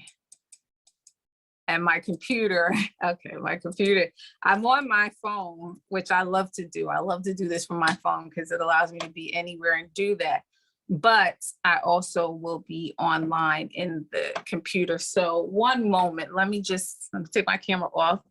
I will be sharing a couple of the books, and I hope you can still hear me. I'll be sharing a couple of the books that we'll be using for the course. And you don't have to worry about buying them because they are provided for you. So you don't have to buy them or anything like that. Now, those of you who are in the United States, if you are interested, at least the book that I wrote, Booker T. Washington in Africa, The Making of a Pan-Africanist, you can. They'll share the link. However, it is not required. This is not a book sell session or anything like that. But if you're not in the United States, I do not recommend you trying to buy at least the book I wrote, because it is about to be republished, and sending it overseas outweighs the actual cost of the book. So the shipping can be more expensive than the actual book, and it probably wouldn't be worth it. So just wait a bit and you'll be able to get that book in ebook form online in the future. So first off, I'm gonna be using this book called Booker T. Washington in Africa, The Making of a Pan-Africanist. It is actually a book that I wrote. And yes, it's provocative for those of you who are in the United States, like, what is she talking about? Booker T. Washington in Africa, he didn't have anything to do with it. Well, that's what researchers do. They produce groundbreaking research, and I have done that in the context of 2 policy cases that Booker T. Washington, a very unlikely figure with regard to Africa, was involved in. And so the cases are actually shared in this course. And that's the other reason why I'm like, if you're international, don't try to buy the book or anything like that, because I share, the most important parts of this book right here in the course, the entire chapters that we'll discuss, right? So we'll be discussing and reading the chapter on Pan-Africanism, Pan-African history, and the proponents of Pan-Africanism. So that's not the title of the chapter, but that's what the chapter is about, which will give you a good foundation in the history of Pan-Africanism as it emerged. And then I'll be sharing the two policy cases, the African exclusion measure, which was actual legislation initiated in the US Senate to exclude African and Black people from the United States from 1915 on. And then I will be sharing the final case, well, one other case, because it's not the final case, but one other case, which is the Liberian Crisis that happened in 1907 to 12, which details the historical facts related to the preservation of Liberia, and Booker T. Washington happened to be the key negotiator in that case. And so this is part of the reason why it is a conversation, the book, about Pan-Africanism. It's none of what you think you already know about that figure, but even more importantly, the book is really, as people ask me about the book, I always say it's really not about Booker T. Washington. It's about us, okay? About someone working for the benefit, preservation, and the right of African people to move around this world and be free of negation on every level. Okay, so I don't fixate on Washington. It's not quite what people think, but yes, he is the vehicle through which some of this takes place. So that's one book. And then I'll be sharing other readings, but recently I started incorporating this book, which is, and I don't know, like, you know, I'm not promoting book sales or anything like that. Everything I'm showing you, I'm going to give to you. So this is not about money at all. But I'm giving you some context for what we are taking some of the information from. And also there's a host of documents, right? Like I'll be sharing the resolutions from the first Pan-African Congress, right, in 1919, and then the fifth and most important of the Pan-African Congress, the Manchester Congress in 1945. I'll be sharing the resolutions in a document. So there's a lot of materials here that you will be drawing from. These are just two that are in book form.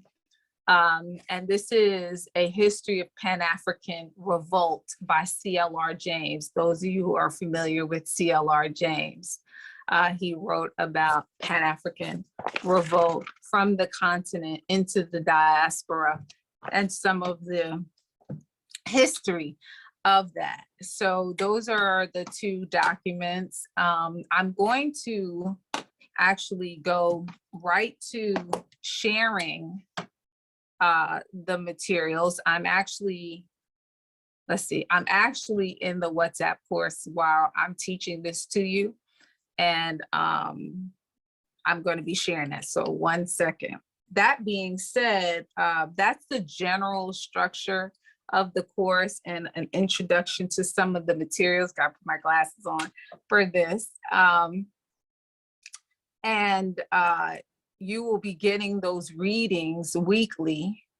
And the idea is that during our Saturday session, I would share the materials, and then you would read them during the course of the week, and we'll dialogue about it really amongst yourselves and with some of my guidance and input on the readings, right? And make sense of them in that way. So those are some of the materials, but first, let me, I'm going to share the first and then go into the WhatsApp group and show you how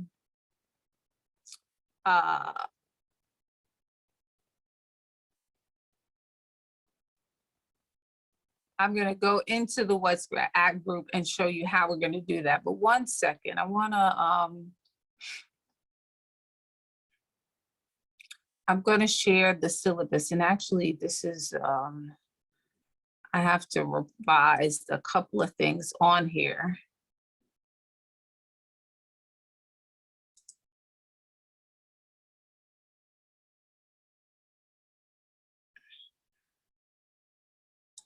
Okay, so I just shared one of them, but I have a correction to make around the dates at the top. So no worries about that. The point of this is just to share, the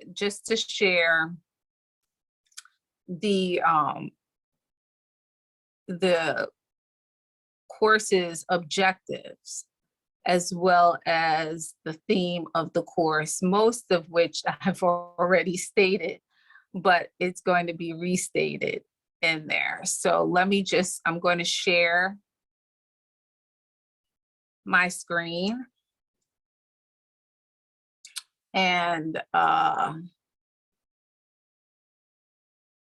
we'll follow along. Okay, so I have permission to share my screen? Yes, moderator, is that Alex or Yvonne today? Do I have permission to share my screen? Yes, you're allowed to. Okay, all righty, thank you.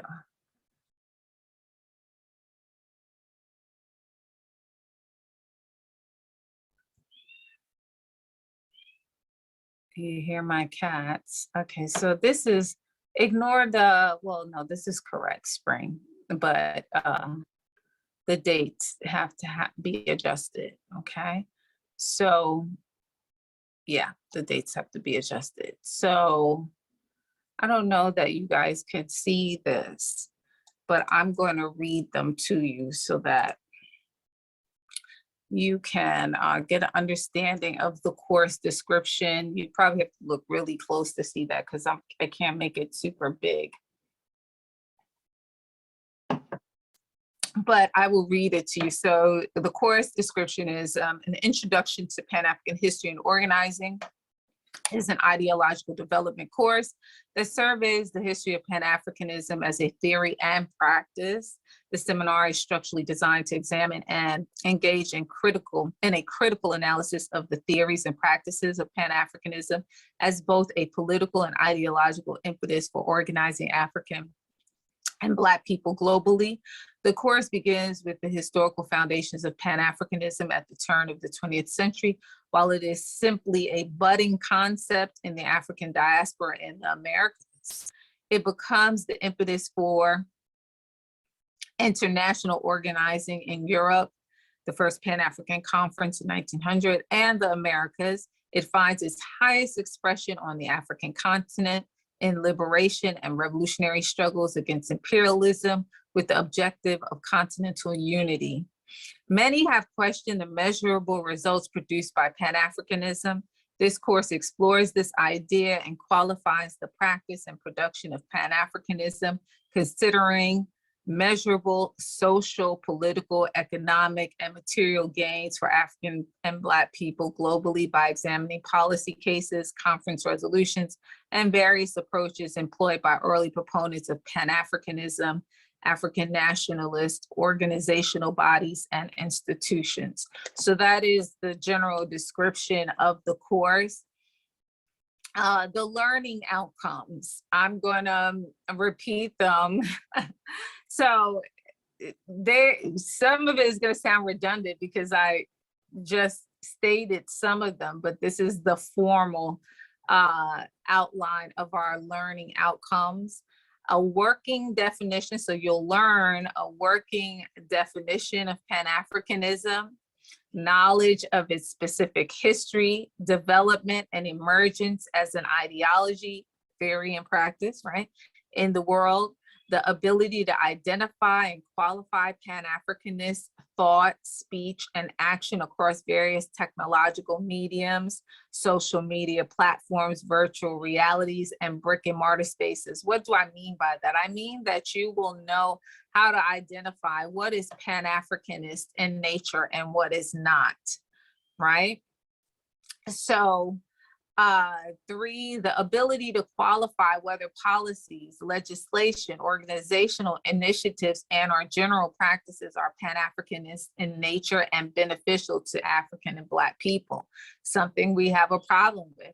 We see a face that looks like ours and we assume that they're aligned with us and aligned with what we believe. That's not necessarily the case, right? This course teaches you how to qualify things, that a melanated person, a well-melanated person, a beautiful, well-melanated person is simply not enough. We need action, right? This is us. This is a course in studying how people love us through action, because Pan-Africanism is about action, not just about the theory, right? So the ability to identify imperialism, colonialism, neocolonialism as oppressive and exploitative systems as they have manifest throughout the African world, Africa and its diasporas. The means, so you guys know what imperialism, it's basically colonialism, and neocolonialism is basically the remix of colonialism. It's just in blackface, right? So people who look like us, but advance the interests of other people and not us, and sometimes at our expense. So we talk about and study how to identify that, how to identify neocolonialism, okay, particularly on the African continent, but certainly right here in America and other places, okay, in the West, because it definitely happens, right? As the saying goes, every skin folk ain't kinfolk, right? So everyone who looks like us is not working in our interest. And we're so used to people working against our interests, and sometimes we work against our own best interests, that it gets confusing for us. But if your hand is empty, that should tell you something, not just materially, right? And so we will learn to assess things from that perspective, identifying these systems, right? And that are oppressive and exploitative to us as African people. The means, 5, the means, methods, the means and methods through which African and Black people have organized, fought, resisted, and liberated themselves and nations from imperialism, colonialism, and the ways in which neocolonialism is currently being resisted.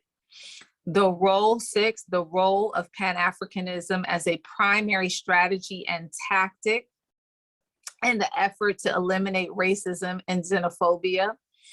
7, the ability to differentiate multiple perspectives through an analysis of different case studies built on measured evidence-based arguments and research essays. 8, the ability to apply the knowledge acquired in this seminar to the active role and responsibility as ambassadors of ILoveBlackPeople in eradicating racism and xenophobia.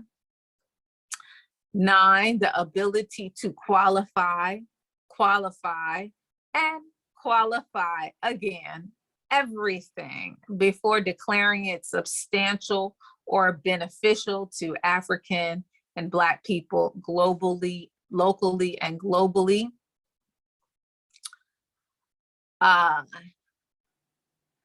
10, develop. So one of the goals is to develop a measurable results orientation. Okay, that's number 10 at the top of the page. Develop a measurable results orientation regarding business practices and services, policy and political agendas, legislative initiatives, organizational efforts, and institutional practices. Measurable results meaning, what's the bottom line? What's in it for us, right? Example, out here in the West, they said they were going to put Harriet Tubman on, I don't know, the $20 bill or someone, or they've actually put Maya Angelou on a quarter. Okay, now what? What does that do for us? That's imagery. There's no measure, there's no real results. We want something we can feel, Do you get what I'm saying? That is real for us. Symbolism is, you know, not enough. We can't eat symbolism. We can't go live in symbolism or any of that. Symbolism doesn't do anything for us. However, a lot of people who are in positions of power have observed that sometimes we have settled for symbolism. And so this course gives you a substance orientation in the sense that you understand how to get to the bottom line and weigh and measure exactly what it means and does for us in real time and on a material level often too.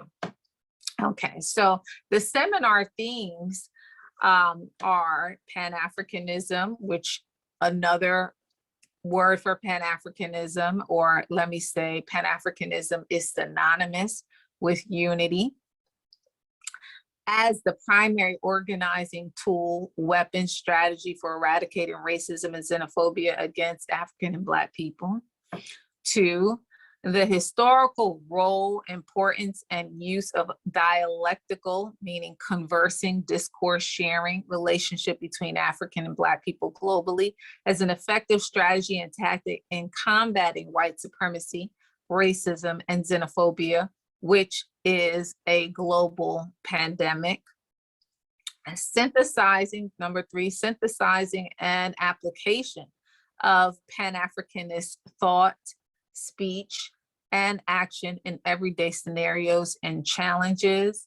And 4, the role of education, specific history, in eliminating ignorance, divisiveness, propaganda, and individualism amongst African and Black people in the effort to achieve Pan-Africanism, aka unity, right? And number 5, finally, of the seminar themes is global Pan-Africanism, the unification of African people for the purpose of eradicating exploitative and oppressive racism is a direct solution to the condition of African and Black people's condition.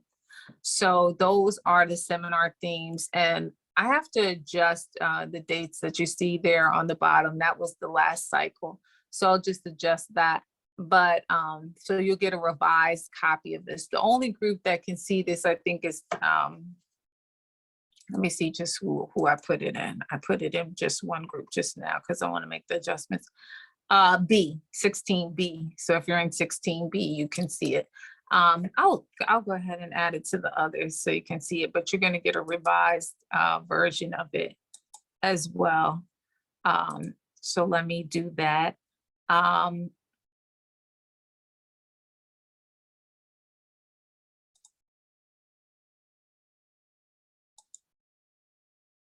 So I just sent it to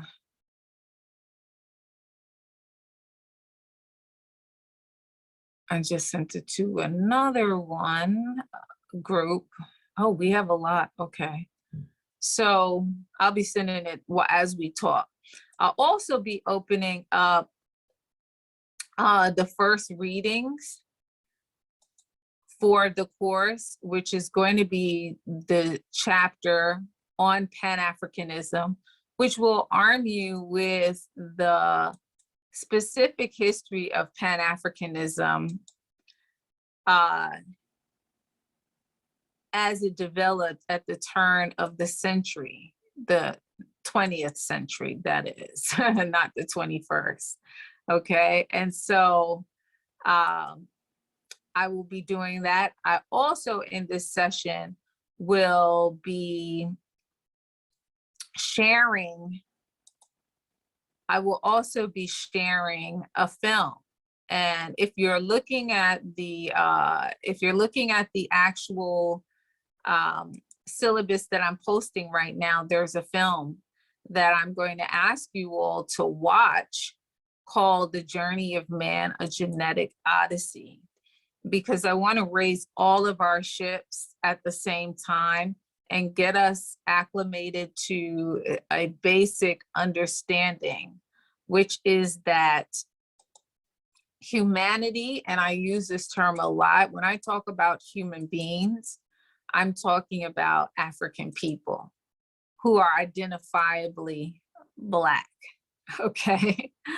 And so I will be using, when I talk about our human rights, I'm in fact talking about the human rights of African people, of Black people.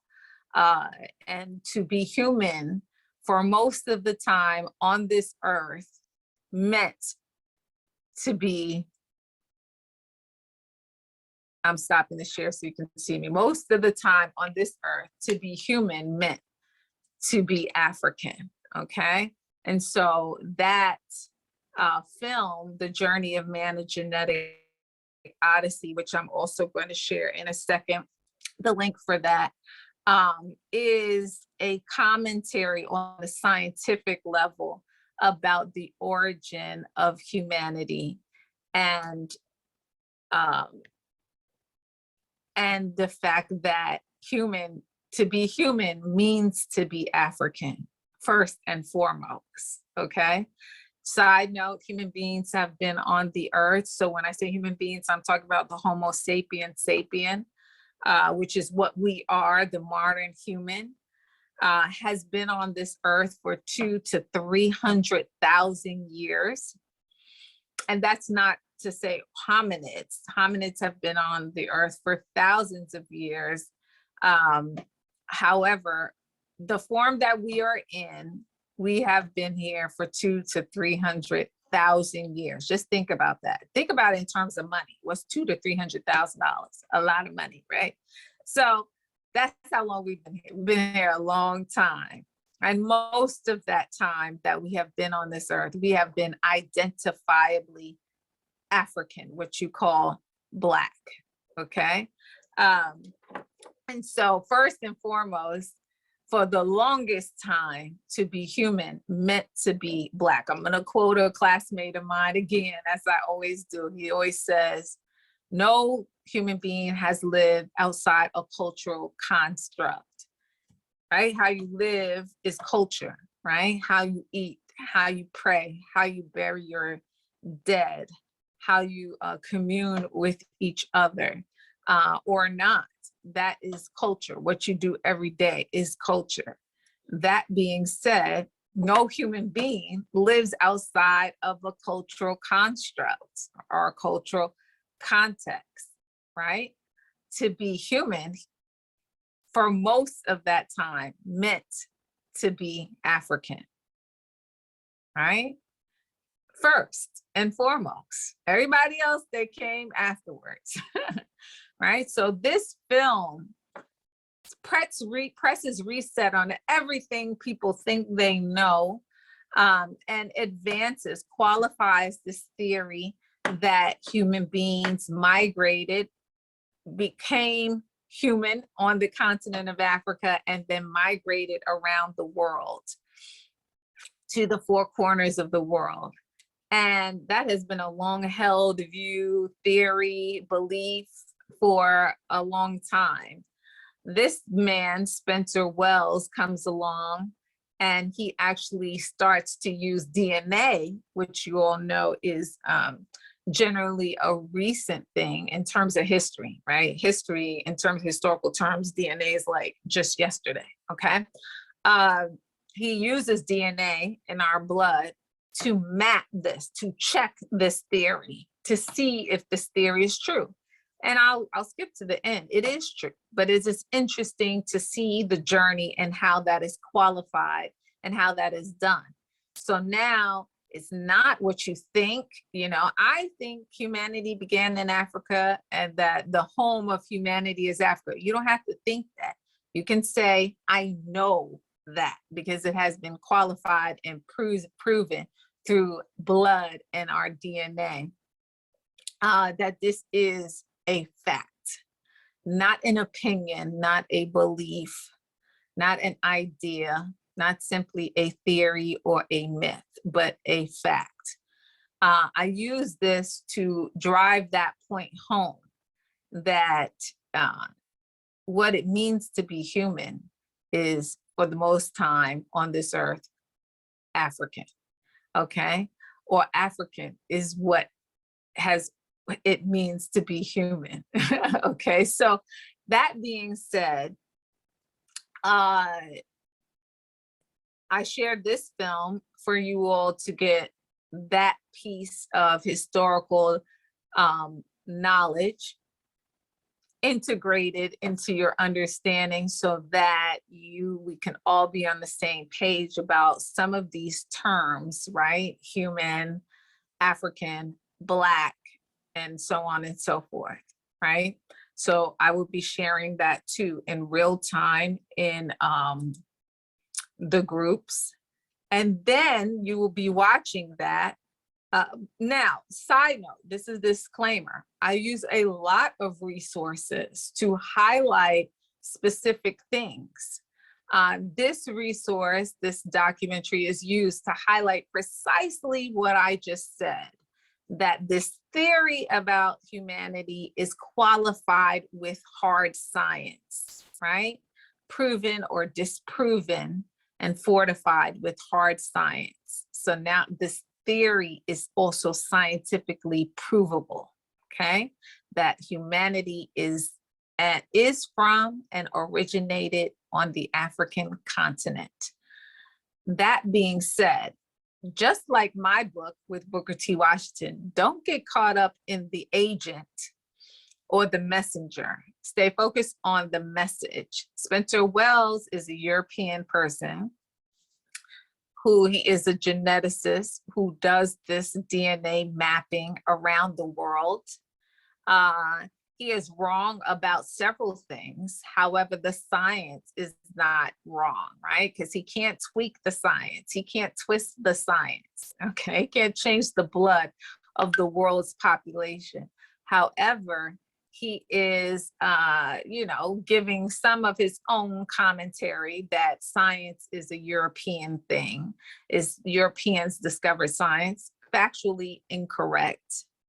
Europeans are a very young group of people on the family tree, more like a branch or leaves way at the end of the human family tree. And they have only been in existence for 7,000 to 8,000 years. 7,000 to 8,000 years in comparison to 200 to 300,000 years that Africans have been on the earth. So, he's got to promote his group, so to say, just a little bit, say, oh, we made a contribution to the world in terms of science. This is not true. Anybody who knows about ancient Kemet, which is Egypt, we know that the first scientists emerged in that space. The first physicians, Imhotep, so on and so forth, preserving the human body, right? We do not preserve, we have not simply preserve human bodies in that context for a couple of years, but for thousands of years. That's what's in the Louvre, and that's what's in the British Museum, and that's what's in the museums here, are preserved bodies, whole bodies, okay? So no one who has not mastered science, and particularly human science, biology, could do such a thing. Okay, they're not doing that now. So we know that that's factually not true, but every group of people have got to give a little shout out to their own.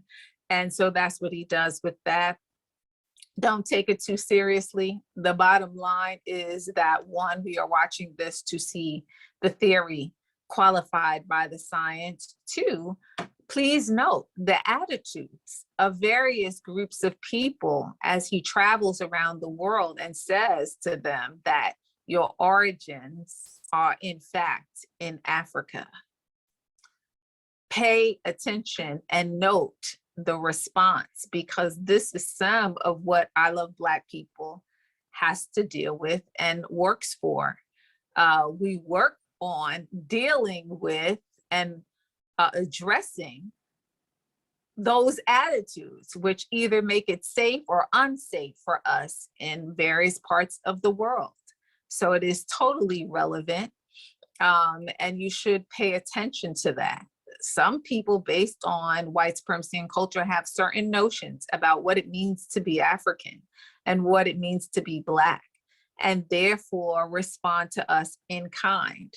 So pay attention to how you see that play out in this particular film. And that being said, so let me be clear, I do not endorse everything that Spencer Wells says in here. However, I endorse a qualifying of the theory that humanity began in Africa and migrated to the four corners of the world. And I support the fact that science has now confirmed that through the use of blood and DNA, okay? So that's why we're watching this particular documentary, okay? And so I'm going to be sharing that as well. I'm going to end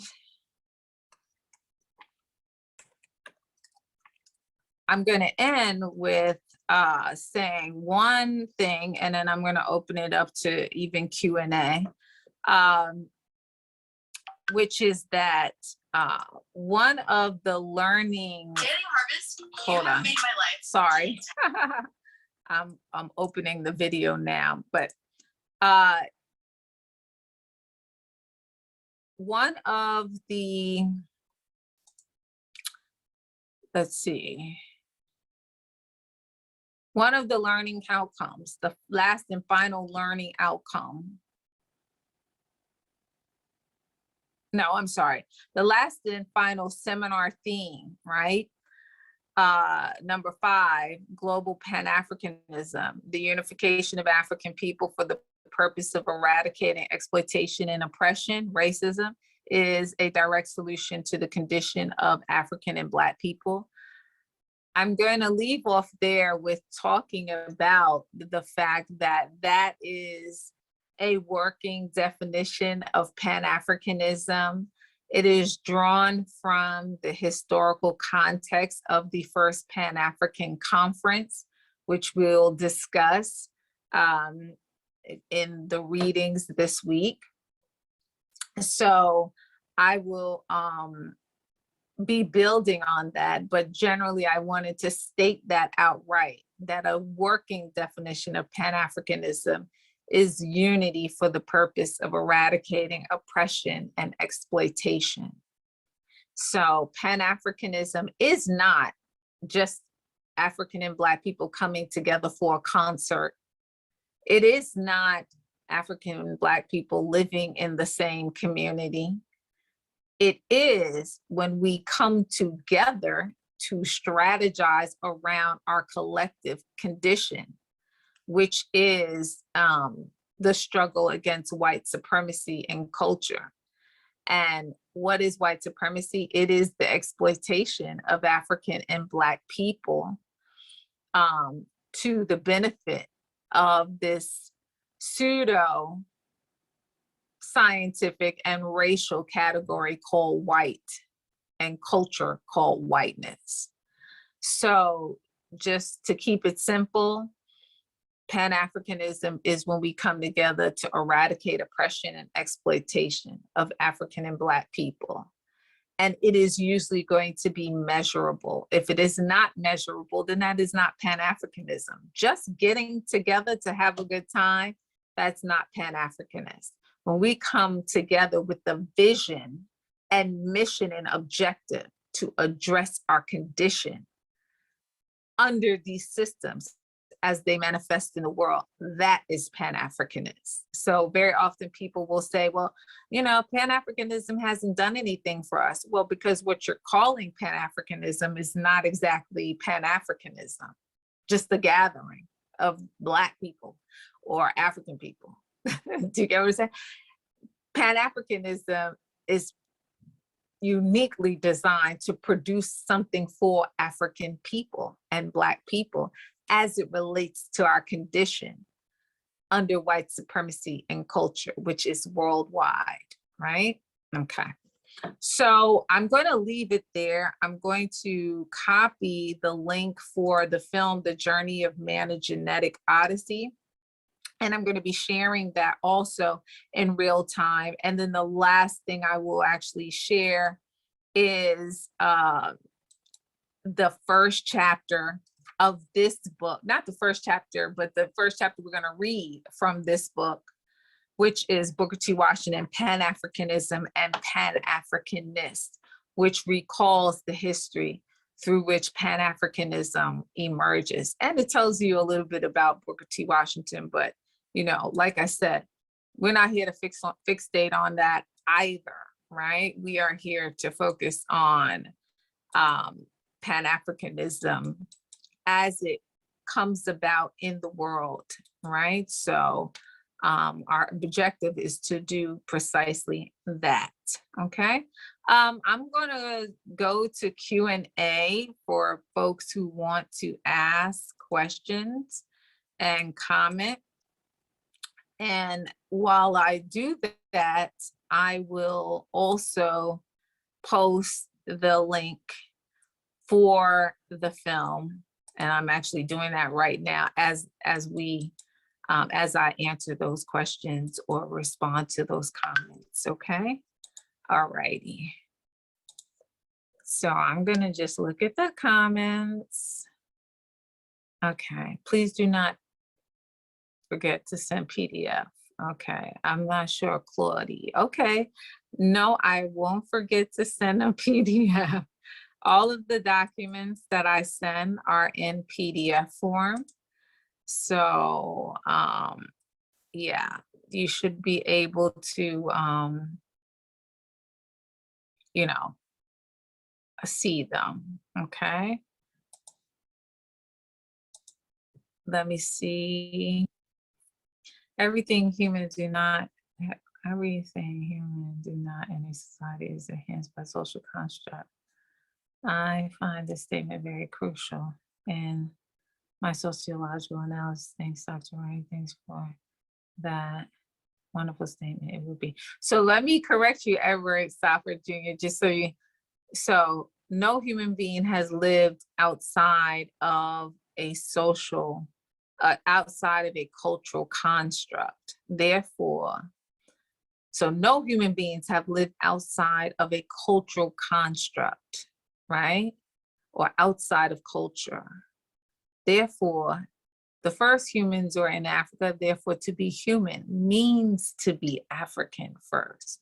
Just so you get a deeper understanding, because I think I might be either reading this wrong or there's like a slight tweak to it. Everything humans do not do in a society is enhanced by social constructs. Sure, that's true too. Okay, so yeah, but you're welcome. So you know, we want to center the conversation around African and Black people as human beings, which we are. We are humanity. That is the point, right? And the irony of our situation, to have to argue and defend our humanity in the world. And that's the work that you guys are doing in the context of I Love Black People, right? As ambassadors for I Love Black People. I think I've posted it for everyone thus far. Okay, so I posted the link for the film, The Journey of Man, A Genetic Odyssey. Oh wait, hold on, this group I have not. Okay, so everybody should see the link. However, the syllabus that I just posted also has the link there. Ignore the dates for the moment. That first week is what we're doing here, and I'll be posting that actual reading, which is Booker T. Washington, Pan-Africanism and Pan-Africanist. Okay, and that will also be in there. Someone said to me, don't forget to post the PDF. I will not. This is part of the reason why I have adjusted my method of teaching this and posting things in real time, as opposed to waiting until Monday, and then I have many things to do. So yeah. Hi folks, at work, have to go. Okay, wonderful. Thank you for joining us, Maria Jones. Sorry, had to leave. Yes, I am because we are for sure. Let's see. As a African, Jamaican, and Panamanian descent, I've developed a great love and respect for books. Okay, great. He really opened the doors for African people from the Caribbean to come to Babylon and for Marcus Garvey. You must be exposed to my book because it's only my research, and I'm not saying like only me, but it is my research that actually talks about how Washington defeated the African exclusion measure and basically opened the US, destroyed a immigration amendment that closed the door to African people in the Caribbean, Central and South America, and globally. He destroyed that African exclusion measure. And it's unfortunate because people know about the, Asian exclusion measure and don't know about the exclusion measure, which I will discuss in here when we get to the course, that applies to them. So interesting, but that you're absolutely right. How do you know that? I don't know how you would know that except for to have heard a lecture from me or read my book, because that is a very little known fact that I've been working as a historian and researcher to, shed some light on. Okay. Yes. So just so other people see what he wrote, he said he opened the doors for African people from the Caribbean to come to Babylon. Yes, it is Babylon, that's for sure. And for Marcus Garvey to come to Harlem. Dr. Washington was so far ahead of his time as a Pan-Africanist. Absolutely, because who taught him what he knew, right? That's right. I reserved my certificate from the Pan-African class, but my name was not on it. Please help me resolve this issue. So moderator, Krish M. Sharif, his or her certificate is incorrect. Can you send the same message to I Love Black People moderator in here? So the same way you just direct message me, please send that to them. Also, someone award, you post the link for my book. Folks, you can see the book, link to the book. Please, if you're international or overseas, don't order the book. It costs a great deal to ship the book overseas. It's truly not worth it. Wait a month or two, because the revised and expanded version of this book will be coming out, and it's going to be available by ebook, okay, and all the other platforms, right? So you'll be able to download the book. So don't waste your time, right? That being said, you also, if I'm going to give you the money chapters of the original version of the book, right? So it's a good book to have if you're out here in the diaspora in the US or close by, because some of us like, we want something we can feel. We like a real book in our hands that we can go back to. But I'm going to give you some of the most important chapters from the book. That case, the African exclusion measure, which the other brother commented on, is how one would know about the African exclusion measure and Booker T. Washington defeating that. But also, I'll be giving the Liberian Crisis case in here. I'll also, the chapter we're starting out with, Booker T. Washington, Pan-Africanism and Pan-Africanist, that's also shared here. So no worries. You're gonna get, if you're overseas, you're gonna get really like a good substantial part of the book that is probably the most powerful and aspects of it. You're welcome. This is Chris Emmanuel. You're welcome. Okay, so not a lot of comments here. I'm going to be, yes. I'm going to be sharing this chapter. You're very welcome. Great.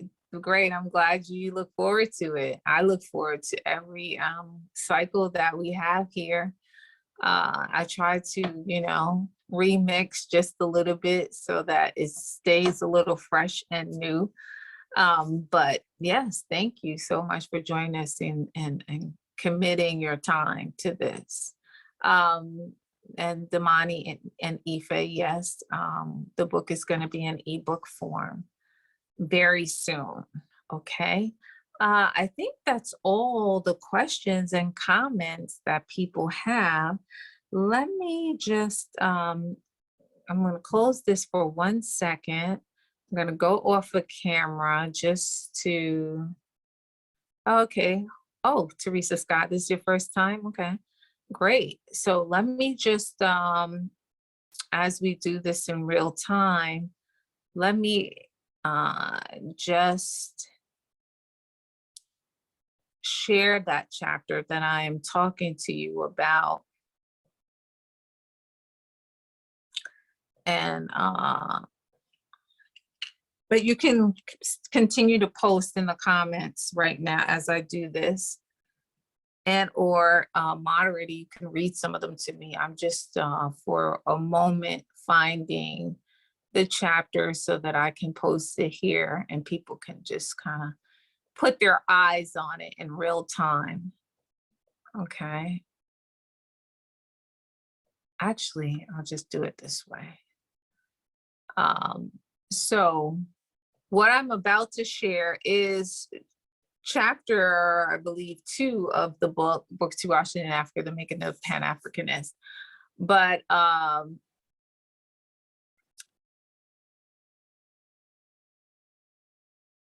yeah, so it's chapter 2 of the book. And let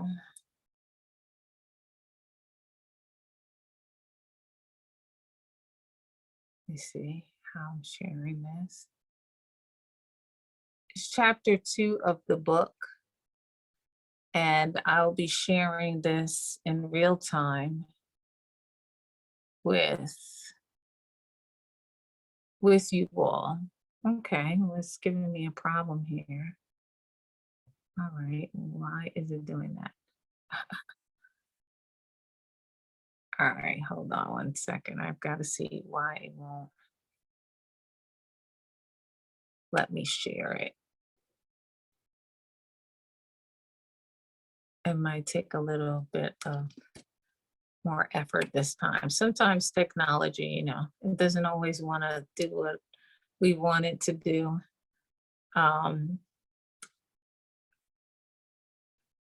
Let's see how I can do this. I'm not sure why it won't share.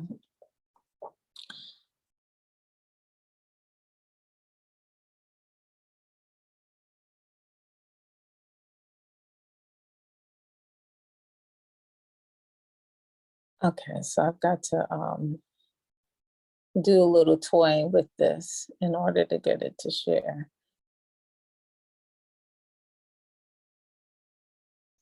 Let's see something. Okay, I'll show you myself. All right, so in a couple of moments, I'm going to share the Booker T. Washington and Africa book chapter 2, which is called Booker T. Washington, Pan-Africanism and Pan-Africanist. And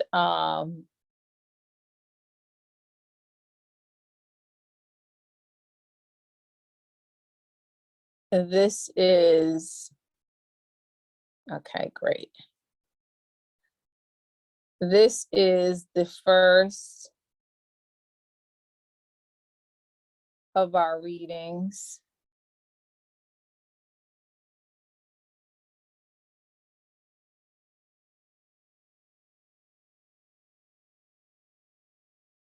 For this course. Okay. We are deep and large this time around. So it should have posted in there. Let's see if it did it. It might be taking a little time. Okay. There we go. All right. So everybody will see that pop up in WhatsApp if you are in the group. Okay. And that's why you don't see me just this second. Because I'm doing that. So I like to do this stuff in real time because it has become more advantageous for me to do that. This way, nobody has to wait. And sometimes if students want to, of this course, want to ask me in real time about the readings, they get a chance to do that, and I get to introduce it instead of you reading it and being confused about it and then having to wait the duration of the week to see me again and discuss it. So this has worked much better for me to do things in real time. Also, you know, it's like life is happening, right? So 1, 2, 3, 4, 5, 6. Okay, I think we got all sections in there. So the only people who cannot see this are going to be the people who are in the group, who are watching this via some other platform. Someone has their hand up. Okay, Teresa Scott, yes.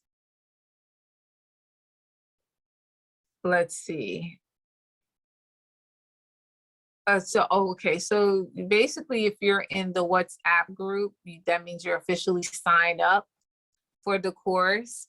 And then you should have just saw me post the first chapter of the work, Booker T. Washington and Africa, Making a Pan-Africanist, and the chapter on Booker T. Washington, Pan-Africanism and Pan-Africanist, right? So, and I post the reading materials, and then we discuss it during the course of the week in the WhatsApp group. Or you all get to really discuss it, and then I clarify some things, and then we start the next week, okay? And all the documents will be in PDF format, delivered to you here in WhatsApp like this, okay? And like this, meaning in real time for the most part. You're very welcome, Muhammad. You're welcome, Damani and Ife. I've been on for several years of your piece. Okay, and I'll show you on the session about Garvey Du Bois Washington. My wife and I wrote an Afrocentric Pan-African historical novel. Okay, and we'd love to share it in the ebook form with you. My email is Damani. Okay, if you send us a note, sure. Thank you very much. I would love to read your work. Let me see. How do I do that? Okay. So it's hard for me to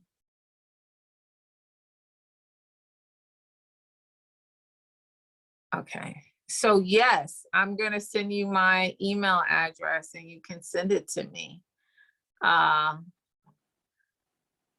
And yeah, so we could swap. All right, so Damani and Ife, gmail.com. All right, so I'm glad you're familiar with the work. Wonderful. I just sent you my email address. Okay, so people who are Claudia, are you in the WhatsApp group? Because if you're in the WhatsApp group, you should see the chapter I just posted. Okay, everything. So if you're in the WhatsApp group, everything I posted is going to be into the right hand side, or at least that's how I'm seeing it. And it's, you know, I don't know what side it appears on you, but you'll see my name in the post. And you should scroll all the way down and you should see this document, this PDF, Washington, Pan-Africanism, Pan-Africanist. So it's in all the groups right now. So the only reason now, those of you who are asking to be in the group and are in here, right, write the moderators, I Love Black People, and ask to be added. Now, I don't know. So I'm not on the technical end of all of this. And so I don't know how that works in terms of them adding you to the course. My focus is on actually teaching it. So the moderators are going to have to tell you how to still get in the course. I assume it's not too late. We have a major critical mass of students this cycle. I think we have about 1, 2, 3, 4, 5 sections of this course running at the same time. So I didn't even want to think of how many people that is. And I should, because that's a good thing. That's a great thing. That means that we are large and growing.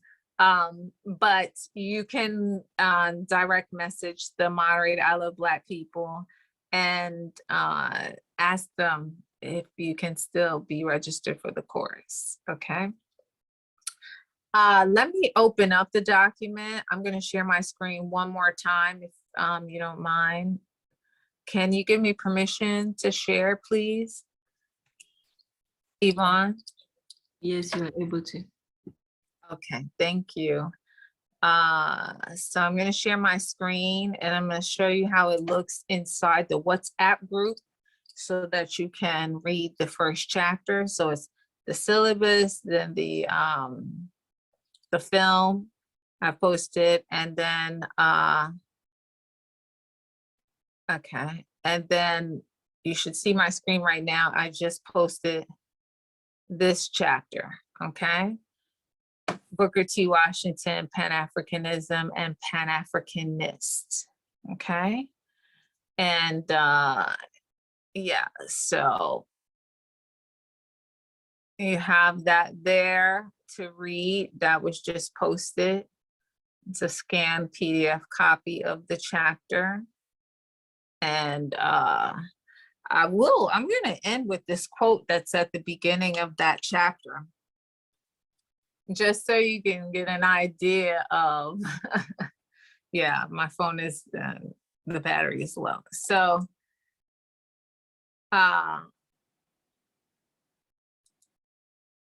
just so you can get an idea of how the chapter begins. I open every chapter that you'll see from this book with a quote. And it talks about, it's a quote from Booker T. Washington himself. And he writes, "There is, however, a tie which few white men can understand, which binds the American Negro to the African Negro, which unites the Black man of Brazil and the Black man of Liberia, which is constantly drawing into closer relations all the scattered African peoples, whether they are in the old world or the new. I have rarely met in America anyone of my race who did not, in one way or another, show a deep interest in everything connected with Africa. The millions of Negroes in America are almost as much interested, for example, in the future of Liberia and Abyssinia as they are in their own country. There is always a peculiar and scarcely definable bond that binds one Black man to another Black man, whether in Africa, Jamaica, Haiti, or the United States." And that was written by Booker T. Washington. That's that quote at the beginning of this chapter, okay? And you know, the chapter really begins, it tells you a little bit about Washington, his ideation, what formulated him, but don't fixate on that. Where you really are aiming for is, you know, not to tell you to skip to this part, but you know, it tells you some of his knowledge about Africa, how he becomes interested in Africa. And he becomes interested in Africa for a very simple reason, because he understands his mother's an African person. And he said, "A people who produced my mother must have something about them or in them that geographers had failed to discover." And I don't know why he says geographers, maybe people who traveled the world or understand geography. But the point is that He's saying, oh, people who could produce my mother, this African woman, gotta be good, right?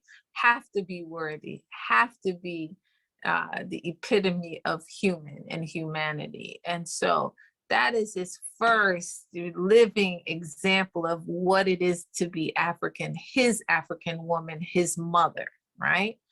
And so he goes and he has a desire to dig into the history of the people, the culture of the people, and the culture that could produce this woman. And that culture is on the African continent. So it tells you all about that in the first half.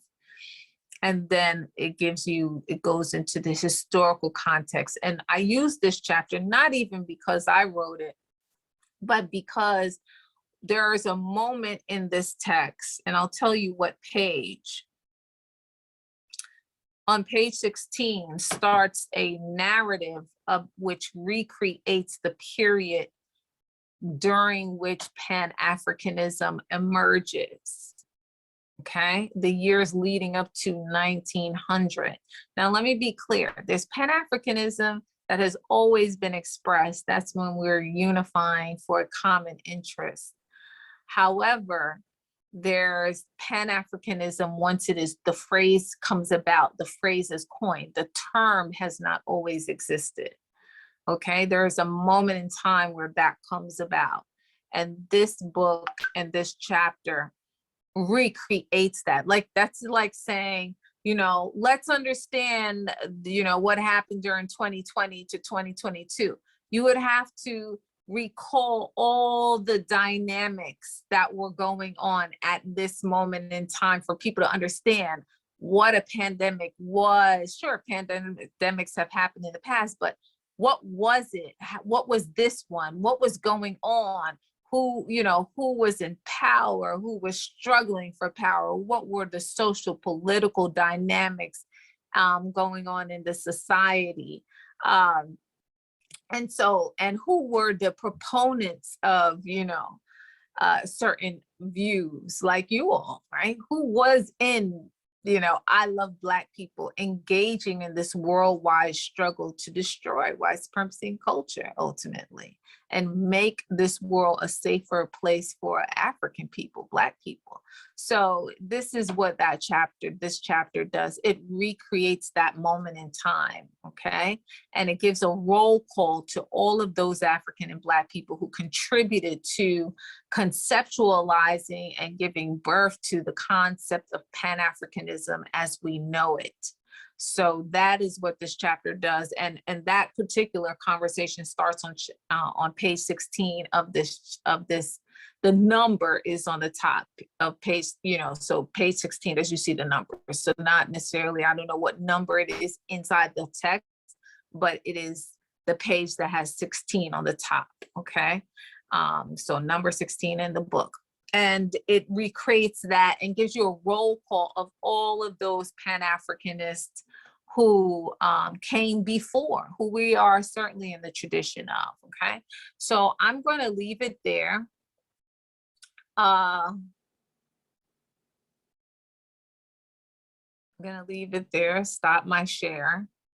Look at your comments a little more if there's anybody who has any final. Okay. And all right, so nobody else had anything else to say. Great, great, great. All right. And so I'm just gonna end with saying enjoy everything that I shared. I look forward to the discourse with you all around the materials. And I am because we are. So, and I will see you next week.